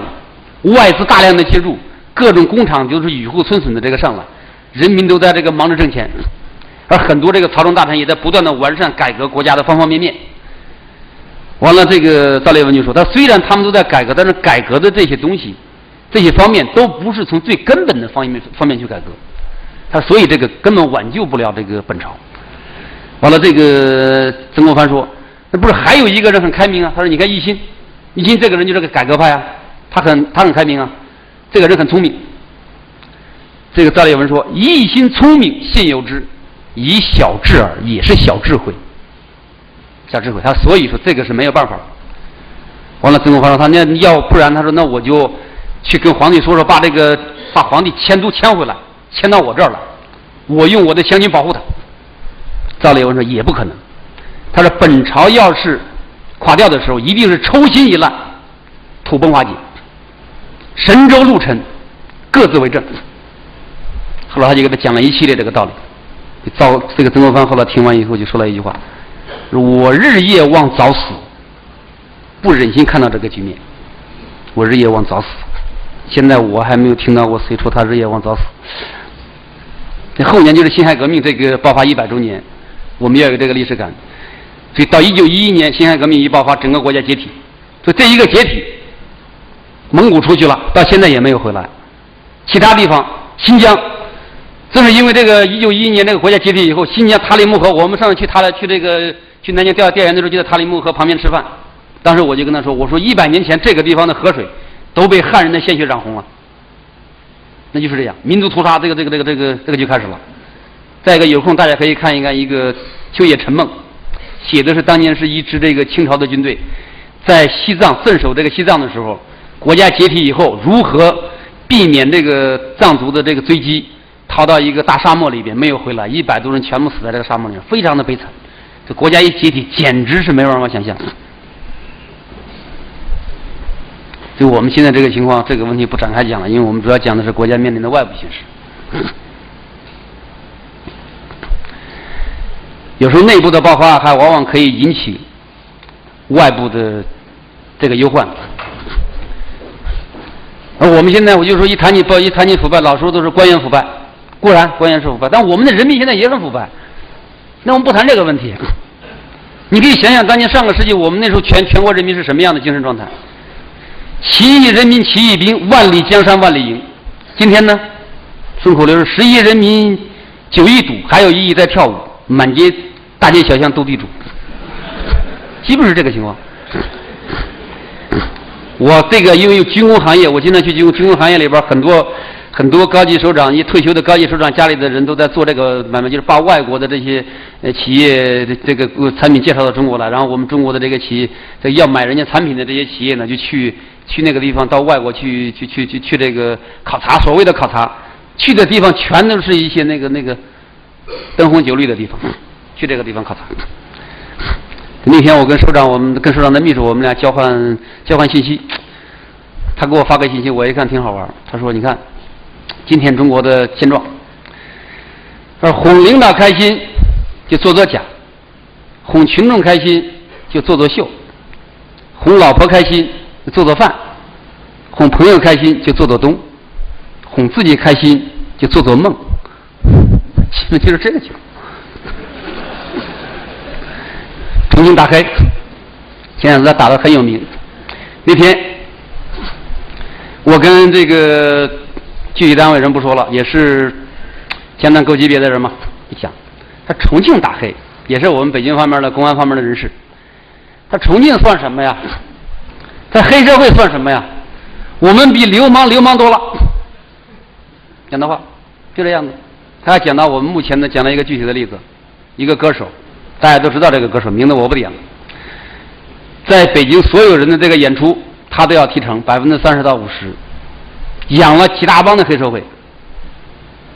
遍布北京几乎各大这个公安局都有他的朋友，结果惹翻了一个人，惹翻了成龙。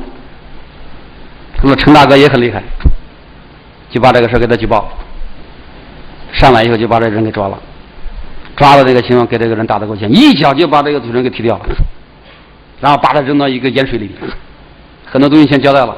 噼里啪啦抓了一堆人，不比重庆少。所以我就得出个结论，就是我说重庆大黑，重庆这么黑，那其他的城市比重庆白多少？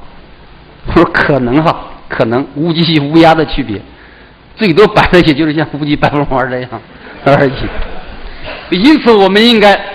深刻的理会，就是我们这位17届四中全会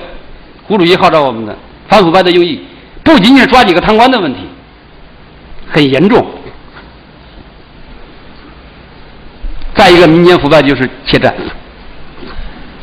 我在《环球时报》主张我们的海军在海上进行演习，我说我们那个陆军那个坦克就不要在地面上开了，把那个地皮全都压坏了，你不可能以后在这个地面上跟人家打这个坦克战，应该把我们的海军开出去进行演习。结果海军马上就有个学者上来说我们还没有准备好。那你什么时候准备好啊？对不对？等你航空母舰准备好的时候，人家反航空母舰的东西也有了。所以我说准备不是指的装备上，而是心态上。抗美援朝我们什么时候准备了？对不对？心理准备好就好了嘛，对不对？上去就过去了。所以鲁迅说你这个强弱固然在有没有枪炮，尤其在拿枪炮的人，不是因为你的枪炮厉害你就厉害，枪炮自己不会打仗，对不对？打仗还是要靠这些人去打的。如果别人要有这个枪炮呢，这个时候才见真强弱。罗斯福当年就说啊，那个西奥多罗斯福他就警告中国的国民啊，在1894年的时候，我们绝不能扮演中国的角色。那时候中国人什么样子呢？自满自足，贪图自己疆域内的安宁享乐，腐败堕落，对国外的事情毫无兴趣，纸醉金迷，忘掉这个高尚的生活，整天忙于满足我们肉体的欲望。所以你看看中国那个到处都是这个洗脚城、洗头城什么这些东西，那满足于肉体的这样一个这个欲望。这样的民族在爱冒险的民族精神面前是肯定要衰败的。当时康熙的时候，西班牙在菲律宾沙华桥，中国不敢出兵，丢了马六甲。马六甲当时我们有6万多人在那儿。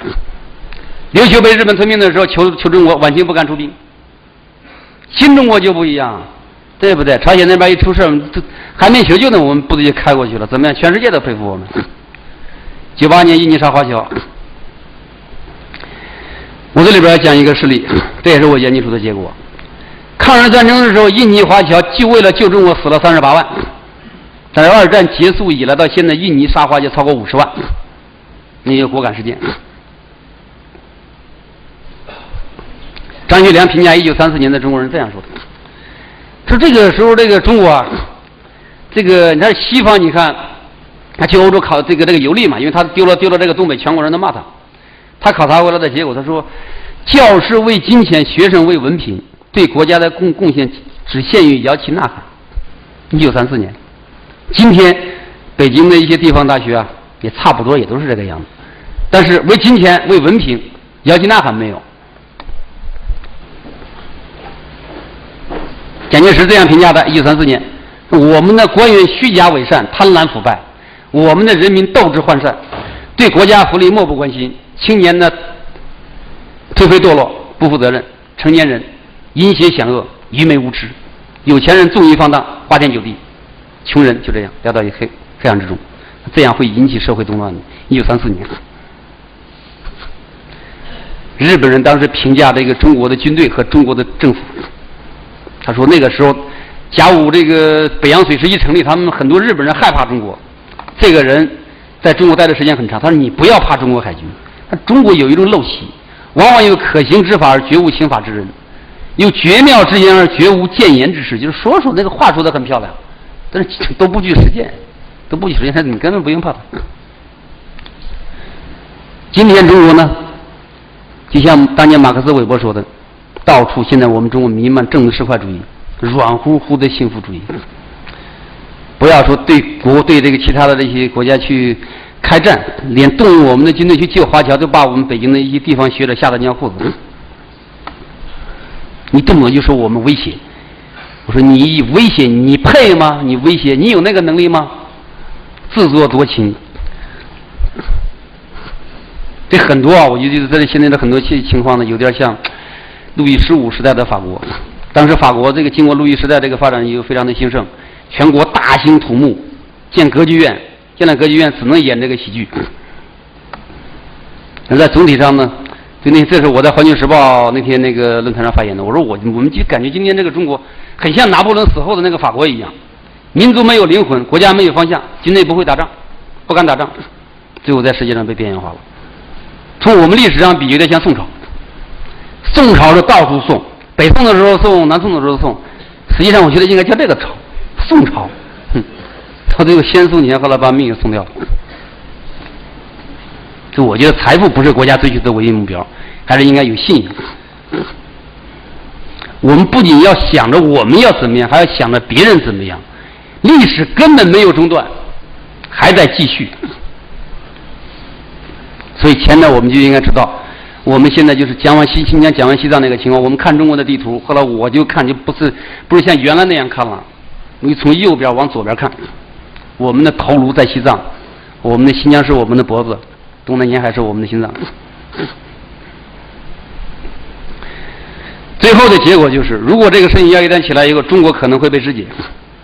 中国肢解会是一个什么结果？因为外国也有几块论，但他没有往下谈过。后来我就进一步的在分析，中国要被肢解的会变成一些小国，小国离开大国是不能生存的，那么就会靠在几个大国身上。那我们可能会有一些这小国就会靠在这个美国的身上，成为美国的亚洲的这一个联盟，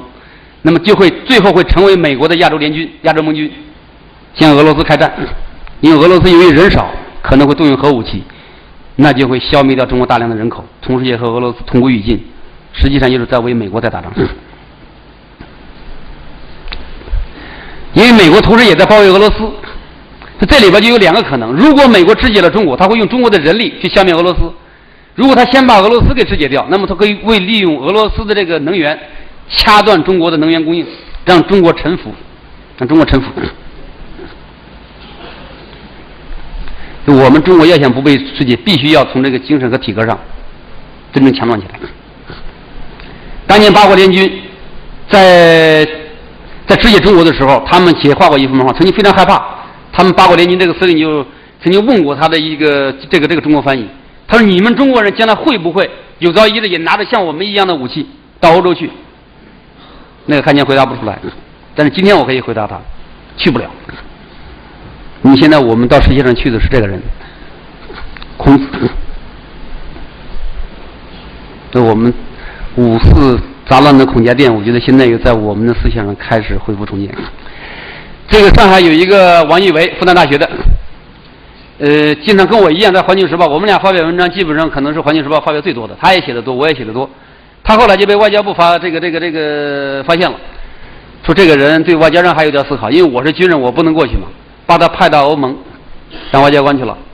这一回回国述职，到北京一定要见我。后来我们俩在一块聊了一天，他说我们弄这个和平啊，弄那个孔子这个东西啊，本来是用来忽悠别人的，结果别人没相信，我们自己相信了。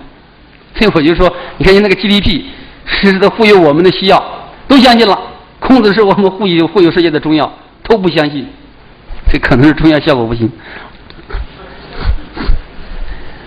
就在我们世界上到处作秀大设孔子学院的时候，基督教各种各样的教堂在我们中国大量的普及。对，前几年居然就是我有几个中将朋友也是给我发信息圣诞快乐，我一看那个信息我就笑了，对不对？民族战争的最高阶段是灵魂之战、信仰之战。所以说我们在这个地方，就是我们派孔子、述孔子，我们要想一想，我们是不是真正的相信这个东西。所以我们很多少年来批判个人迷信，我是觉得我们就应该思考一下，我们应该创造出一个让我们自己人迷信的价值观。你为什么不能创造这个迷信？你像这个西方世界，他们迷信那个基督，对不对？其他人迷信各种各样，他们迷信这个真主，我们也应该有个这个东西让我们迷信呢。你想迷信，我们现在有什么东西能够让我们迷信呢？对不对？重新体会孔子，我觉得，而且把孔子的学说理解为和平，对孔子的曲解。我们学孔子，人家学孙武，美国人到处学这个《孙子兵法》。实际上，孔子是非常重视这个武备的，文武之道，一张一弛。而孔子本身就是个神箭手。那现在呢？你看，在世界上，在中国到处普及孔子的不是军人，这个学术糙女。到处去讲这个东西，讲的全是什么和平，全是这些日常生活的鸡零狗碎，与这个孔子的这个基本的思想毫无关系。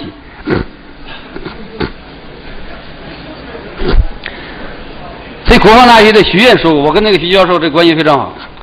他说现在这个你看看，这个从秦始皇以后，军人地位就不行了。这个时候设官的时候设文武两个丞相，太尉呢，丞相呢又高于太尉。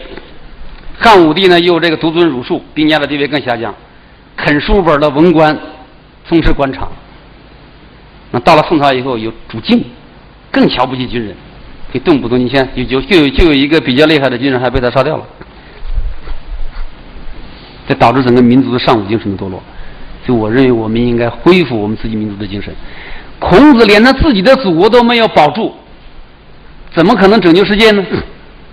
所以说西方人说，要不说那个网友就说嘛，你根本忽悠不了西方。西方他们相信克劳塞维茨说的话。你想和平吗？你想和平，你就要准备战争。剩下是我个人的一些思考。所以我们要有这个整体的，我觉得我们目前这个处于这种情况，从总体来讲就是又乱又没有乱，处在一个这种苗头上。是一个非常危险的一个形势，在这个时候，作为整体国民，应该意识到这个问题，应该有全球战略的宏观布局。就作为一个美国的崛起，现在很多人都在学习美国，说美国的崛起，谈美国的崛起。因为美国的崛起，它这个崛起就像一个同心圆一样，先设计一个合理的制度，减少内部的摩擦，凝聚全民的力量，向外辐射力量，先周边后要地。往外走，要大战场意识，和其他的战略力量形成互动，暗中支持伊斯兰的这个力量，利用反恐的名义收拾我们国内的恐怖分子。同时，这是还是我力主的。前边我也发了一篇文章，中国应该携手日本，推进东亚共同体。我对日本很警惕，但是我觉得现在我们中国应该支持日本的这个努力，让日本分担我们的压力，免得美国老是压我们。支持这个南约，鼓励欧洲自立，变3大战场为5大战场。美国只有在对付新敌人的时候，才会把中国当朋友。就像当年他为了打本拉登，为了打伊斯兰世界，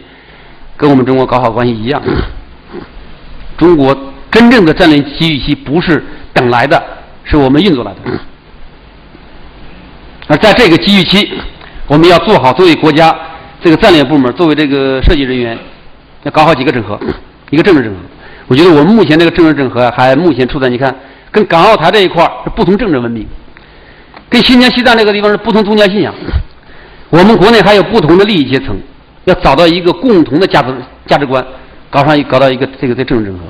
我对我们国家目前的这个分析和研究，我认为是一个什么样的这个状况呢？基本上处于一个几大互不兼容的体系，思想理论上的共产主义，经济建设领域的资本主义，行政管理的官僚主义，精神道德层面的儒教主义，就像一个电脑装了4套系统，互不兼容，所以这个电脑运行起来就很麻烦。还有一个版图整合、经济整合，最后是新军整合。经济整合10年之内有危机也有机遇，就是我认为一旦碰上别的国家如果先于中国开战，中国一定要抓住机会出击南海，斩断美国对中国的这个战略包围，要有这样的雄心。为了迎接国家复兴的机遇，我们必须要以空前的紧迫感改造中国军队。这也就是我在《生生狼烟》和其他这个书里边一直在写的一个东西，一直在鼓吹的东西，就是我认为我们中国现在这个武装力量过于强调防御，就像一个人背了这个3面盾牌一样，有核武器，世界第1的常备军，还有这么多的武警，还有地方军，还有民兵，这么多都是在那防备人家入侵，怎么可能有人入侵你呢？仅仅拥有原子弹就不会有人入侵你，对不对？就我觉得我们对这个国防经费的大量的这个浪费，未来要来的这些敌人全都是从空中来，从太空来，网络来，只来炸弹，我们这么多军队基本上没什么用处。要改造我们现行的军事体系。就我认为我们现在目前的这个变革有点慢。上次就在这个《环球时报》这个论坛上，我说了一句话，我说当时很多人就说我们30年取得了很大的军事变革成就。我说我当兵正好30年，我说我感觉到我们变革的最大的成就就是换了3次军装。我说为什么这么说？我说我们比较一下，30年能干什么？我说我们比德国吧。德国1918年战败了，第1次世界大战战败，被解散，国家被打成一片废墟，军队从零开始。但到了1939年，一支崭新的德军几乎横扫了全世界，仅仅21年时间，我们的起点总比德国军队强多了吧？为什么我们30年变革还不能说超过像德军当时的程度呢？我一提出这个问题，上海那个黄仁伟，这个我可以点名，因为他是这个上海人，是属于这个在某些层面上是经常给我们国家领导人提供决策的，有很多人称他为国师。上海社会科学院的副院长，坐在主席台上，我说为什么？他说因为德国是法西斯。我说你说的不对，本来我想说你说的胡说八道，后来我一想这样不礼貌。我说这跟法西斯有什么关系？邓小平同志不是有黑猫白猫吗？我说你要能把中国军队建设的像德国军队一样，你法东斯都可以，对不对？后来黄仁伟就低下头来就不吭气了。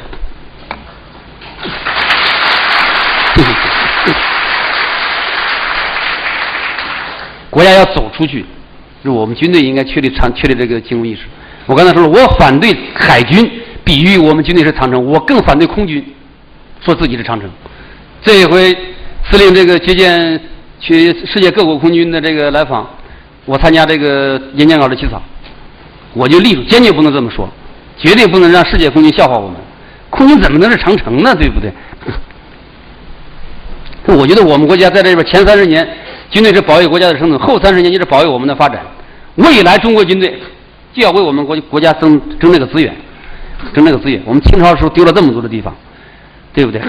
直到新中国的时候，我们还丢了很多地方，丢了南海，丢了藏南。现在世界各国都在抢资源，我们没有力量在世界上夺，我们总该把我们丢的地方夺回来吧，对不对？你夺不回来，别的国家就要敲诈你。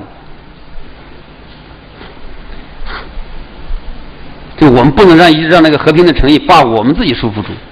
我们要像正常的国家一样行事。所以我坚决主张，我们中国军队应该进行远征性的改造，也能保卫我们的资源和远洋利益，不输出革命。对一些小国可以输出安全，要敢于迎接合理合法的战争。正因为这个，所以现在很多国家非常关注我。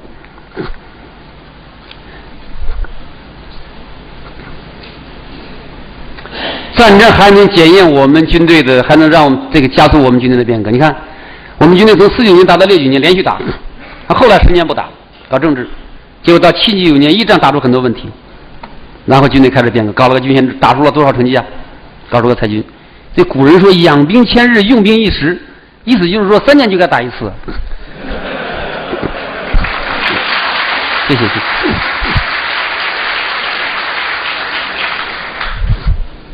从这个战略上，就是我们目前针对这个态势，作为我们这个总部战略设计人员，这是我们我给他们提供的这个建议。你在目前这个情况下应该怎么办？应该走出去，要为军队要这个克服，只能保家卫国，不一定的。美国军队就是美国军队，就是美国贸易的工具嘛。我们也要为我们国家获取利益，包括我们发展军事工业，不光是为这个打仗，还要可以形成这个经济增长点。军队是国家的尖兵，国家在这个前进的道路上有什么危险都要把它扫平。所以我在这个圣人郎言里边连续提出很多的观点。一个除了前面国家发展这个方面，其实特别是在这个第一条，当时我是比较含蓄的提出这个问题，我说国家需要战略设计。我始终有个感觉，就是我们30年的改革开放是基本上是没有设计的，没有设计，因为这个运动来的特别突然就开始。如果有设计的话呢，你看看我们就不会提着摸着石头过河嘛，对不对？你要是有设计，你会摸着石头过河吗？所以我当时在那个书里边第一篇我就提出，我说摸着石头过河这个提法不对。你要是这个河里边去摸石头，既可以摸到东洋大海，也可以摸到青藏高原，对不对？不能这么摸，要有方向，方向就是战略设计，讲这个问题。而且我们要如果说当初改革开放是有设计的，我们的农业变革就不会从小岗村开始，是不是？从几个人的这个实践开始。尽管小平同志是我们伟大的设计师，这一点都不错，但设计的这些情况还有待于我们后人去完善。我们不能光是这个一来说小平同志给我们设计成什么样就是什么样，他没有来得及完成这个详细的设计就走了，对不对？剩下的这个事情我们要完成，所以我就连续提出这个很多这些新观点，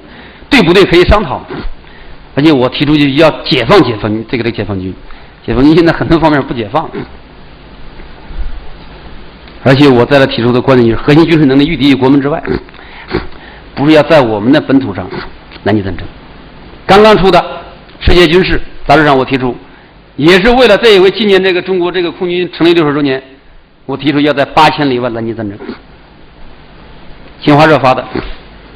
为什么8000里？这就是针对我们中国目前的布局，我们现在全部的家当都在我们的沿海10几个省占我们国土的14%，生活了我们全国40%的人口，我们国民生产总值的70%全在沿海。可恰恰就在我们的沿海对面，是世界上密度最大的军事基地，海空军基地密度最大，全世界最大。美国就是8大军事基地，加上关岛以后的军事基地将近20个，特别大。都有什么武器呢？有核武器、弹道导弹、核潜艇、核动力航空母舰、战略轰炸机，所有世界上大规模杀伤性武器全在我们沿海的对面。可是我们的沿海对面，我们有什么？我们连什么防线都没有。由于我们不采用，我们国家不实行对外结盟，所以我们不能在海外驻军，因此不能为我们国家提供这个防御纵深。再加上我们也没有航空母舰，连潜进纵深都不能提供，所以只能是我们沿海赤裸的胸膛，面对无数的刺刀，怎么办？你现在没有办法。所以在美国针对中国的、台湾针对中国的、日本针对中国的所有演习当中，基本上这些大的方案我都看过，全都是以轰炸中国的沿海，要挟中国政府屈服，延伸最远可以从香港、深圳、广东、上海一直轰炸到北京，可以轰炸到北京，这就是让我们整个国家就被他们控制住。现在这一点，目前是陆军跟海军现在都没有办法，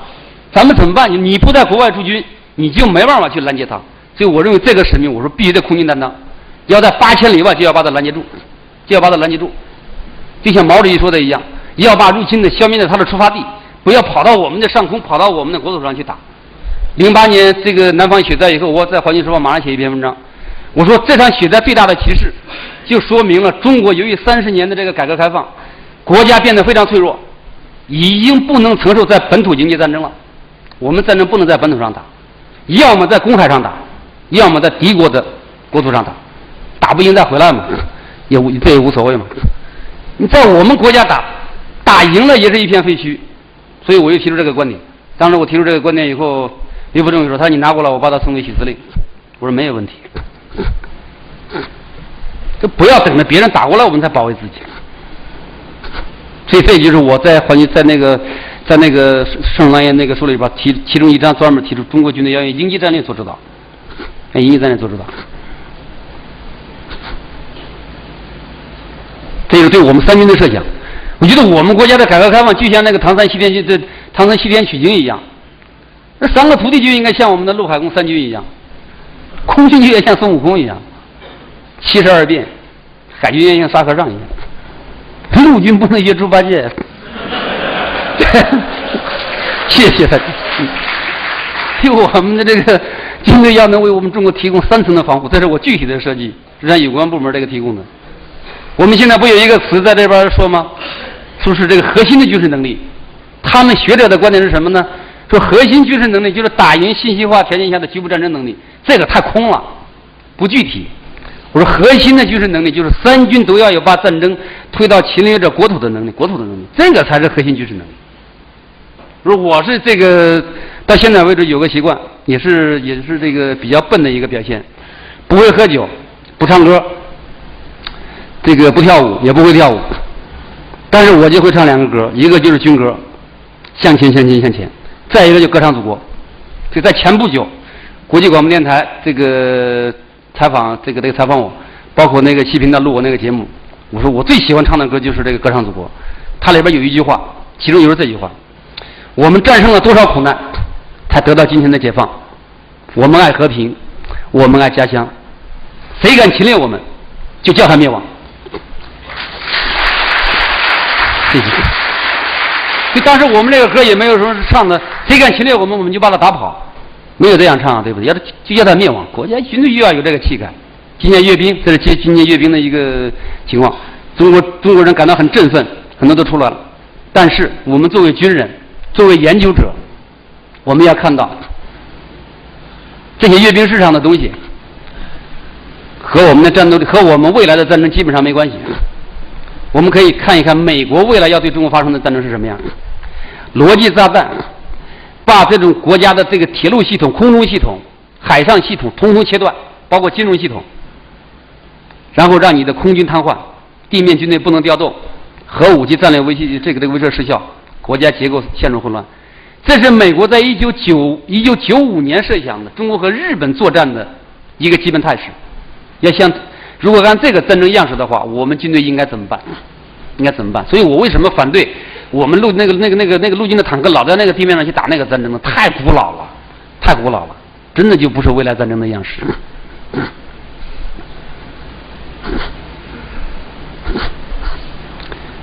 所以说我们一定要认清我们自己的现状。上次我在成都一个军工企业去演讲，他问我，他说我们和美军的差距有多大？我说那前面你们不久不刚刚这个救过这个汶川救灾吗？我说美国现在提出这个战略是1小时打遍全球，我说我们现在100个小时也到不了汶川，这就是区别，正是这个东西。但是又不要害怕，这没有什么关系的。我们解放军从来不是靠装备打赢的，对不对？任何时候我们都要赢得胜利。到什么时候才算中国强大？我认为我们现在不强大，什么时候才算强大呢？失去的领土领海都回来，包括文物。当我们能为这个世界和中国提供我们自己制造的飞机、汽车、坦克、民用产品，当世界上再也没有各国欺负华侨的新闻。最后一条是，当我们中国公民的这个出国护照上也像美国公民一样写着中国军队是你强大的后盾。什么时候我们看到这个护照上有这么一句话了，我们中国就算强大了。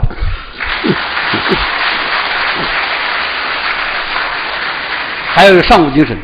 不能光是装备，对不对？就是个熊猫，要当功夫熊猫。对，那个对我们中国这个军队，我们自己存在的一些问题，我们也要认识一下，对不对？也不能视而不见，认为他没有。孔子说：“我未见好德如好色者也。”我说我也没见过爱将才如爱歌舞者也。爱这个东西。其他的我们经常看的，我在这个新出的刚才给各位首长拿到这本书里边，我把它附上附了一篇文章，也是反对军八股。你的报刊，我们的学术刊物到处都是八股，泛滥成灾。北京的几大军事院校就是八股的集散地、批发中心。这军队现在也不提假想敌，导致很多人没有斗志，没有自己生存的价值。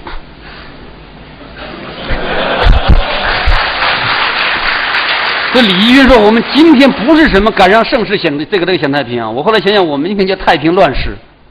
李义云说是一个惊心动魄的年代，差不多就是这原因。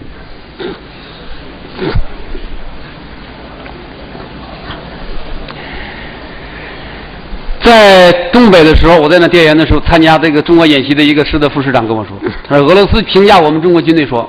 他说你们是生活型的军队，管理型的军官，基本上没有战斗价值。”这句话让我听得非常的郁闷，怎么能是这样的？我说他们不了解情况，也不是每个人都这样，也不是每一个军队都这样。我说可能是你们军队是这样。所以我们要看到一个国家崛起的时候，军队一定会有大批的这个充满战略、有这个战略视野的一些优秀的中级军官。你像美国100多年来有马汉，连续这么多，米歇尔，今天有约翰伯伊德、沃登，德国不用说了。就是日本也有他的一个也有他的战略家，就整个这个入侵中国就是这个人设计的，一个中佐，就中校，就在他的一个战略指导下，就把整个日本拖入了一场战争。那战争固然是日本战败了，但当时这个石原广尔，他对这个当时这个战局的判断的非常准确。这个人一辈子信奉拿破仑。判断的非常准确，他认为在当时20年以后，就10年以后会发生一场决定世界命运的战争，可能是东方的精神价值和西方物质价值的冲突。所以这个中层军官在西方军队当中都是成为他们国家思想的这个主力，战略思想的主力。这些人都是从小受的这个信仰。所以像石原广尔是从小是武士道的这个教育，所以我认为我们国家的军队，从我们的这个教育体系上也应该进行这个信仰教育。毛泽东时代是英雄主义时代，后来我觉得基本上就拜金主义时代了。在现在这个小学里边，你看我送小孩到这个幼儿园的时候，你从设的那个班就能看出来，什么豆豆班啦、草莓班啦，你一看这叫什么嘛，对不对？男孩女孩都送到一个班里去。这怎么样能培养出这个优秀的这个统帅呢？西方从地理大发现的时候就培养了一批勇敢无惧、冒险的国家精神，我们现在也应该培养这个东西。我们国家军队为什么为什么现在缺乏理论？就是最后没有思想家，没有国家精神。以前叫一将功成万骨枯，现在呢一将功成万笔秃，千军万马行八股，走正步。形式主义空前精致，教条主义空前正规。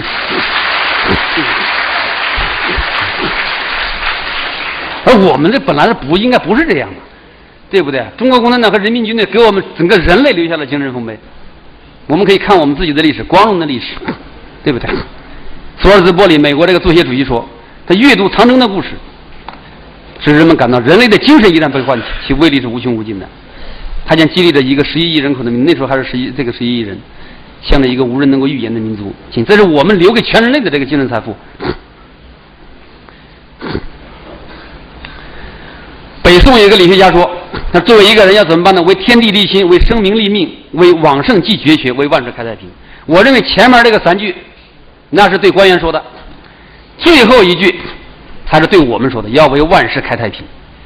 一个合格的军人是5种境界，我是以此来要求我自己，也以此也希望这个各位战友也能够认真的领会这些东西，知识、智慧、责任、意志、道义，最后也上升到这么一个高度上。但是我在北京看到的情况就是，大部分都在一个知识这个层面上。我们不要学孔子，我不主张这个东西，就是我们应该学孙子，军人应该有军人的思维、军人的语言。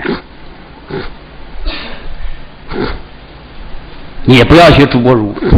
空军有个朱伯儒，整天不务正业，跑到火车站去给老百姓提包，那民政局干的事情，我们要去干什么呀？对不对？军人你就是国家的狗，你把自己的本领练练好，你保卫祖国，给人民安全感就行了，对不对？有机会的话，给人民抓几只兔子回来。谢谢。中国军人要忠于党、忠于祖国、忠于人民，还要忠于职业、忠于良心、忠于使命。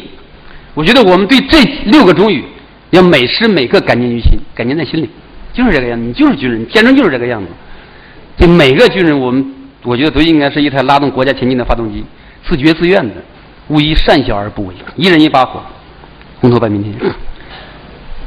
今年4月份，香港这个《增名》杂志非常反动的一个杂志很反动，但是很多的高级领导干部都把它作为这个内参，把我列为中国第1鹰派，这已经取代朱成虎，成为中共军队当中第1鹰派，极其好战。所以我当时就写了一篇博客，在我博客里，我说愿为中华做鹰犬，本来军队就是国家的鹰犬。在我自己的这个心目当中，我实际上是有几个榜样的，一个就是美国的约翰·伯伊德，美国人评价他是只对祖国充满敬意，你永远对祖国充满敬意，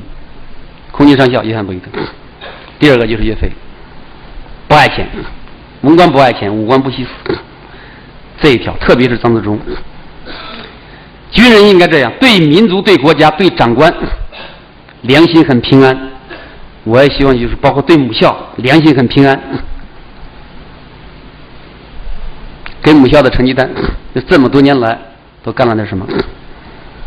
一个是写了大量的这个，实际上也是我们政治部门大量的一些专题片，成立了一些大量的一些报告，写了8本书，一些报纸做了一些评论员。另外拒绝了大量的外媒采访，这我觉得也把它当了个成绩单，因为我这个身份没办法去接受他们。目前就受到这个加拿大皇家军事学院的邀请，还有罗马俱乐部的演讲邀请。他特别强调，目前罗马俱乐部还没有一个中国人演讲过，但是我可能也成为不了第一个中国人去演讲的中国人，因为我这个身份非常特殊，军人能不能出去我还不知道，还得跟有关部门这个上报。明年准备担负一项国家的宣传工程，就是关于西藏问题，就是目前咱们现在整个的各个部门对达赖对这个美国方面，对西方方面还没有一本就是权威的一本能够跟他们论战的东西。他们找了1年多，全国各地遴选，也没有找到人。后来找到我，问我能不能接8个月时间。我说8个月不行，1年可以。他找了我们很多的这个汉族学者，这些人呢，后来他们不是太满意，是因为基本上用的都是我目前这个调子，一种跟人家骂架的一种调子。所以这个骂架的这个调子，很多后来他们这个大使馆的人就觉得这样一个调子不行。找一些藏族的学者不愿意写，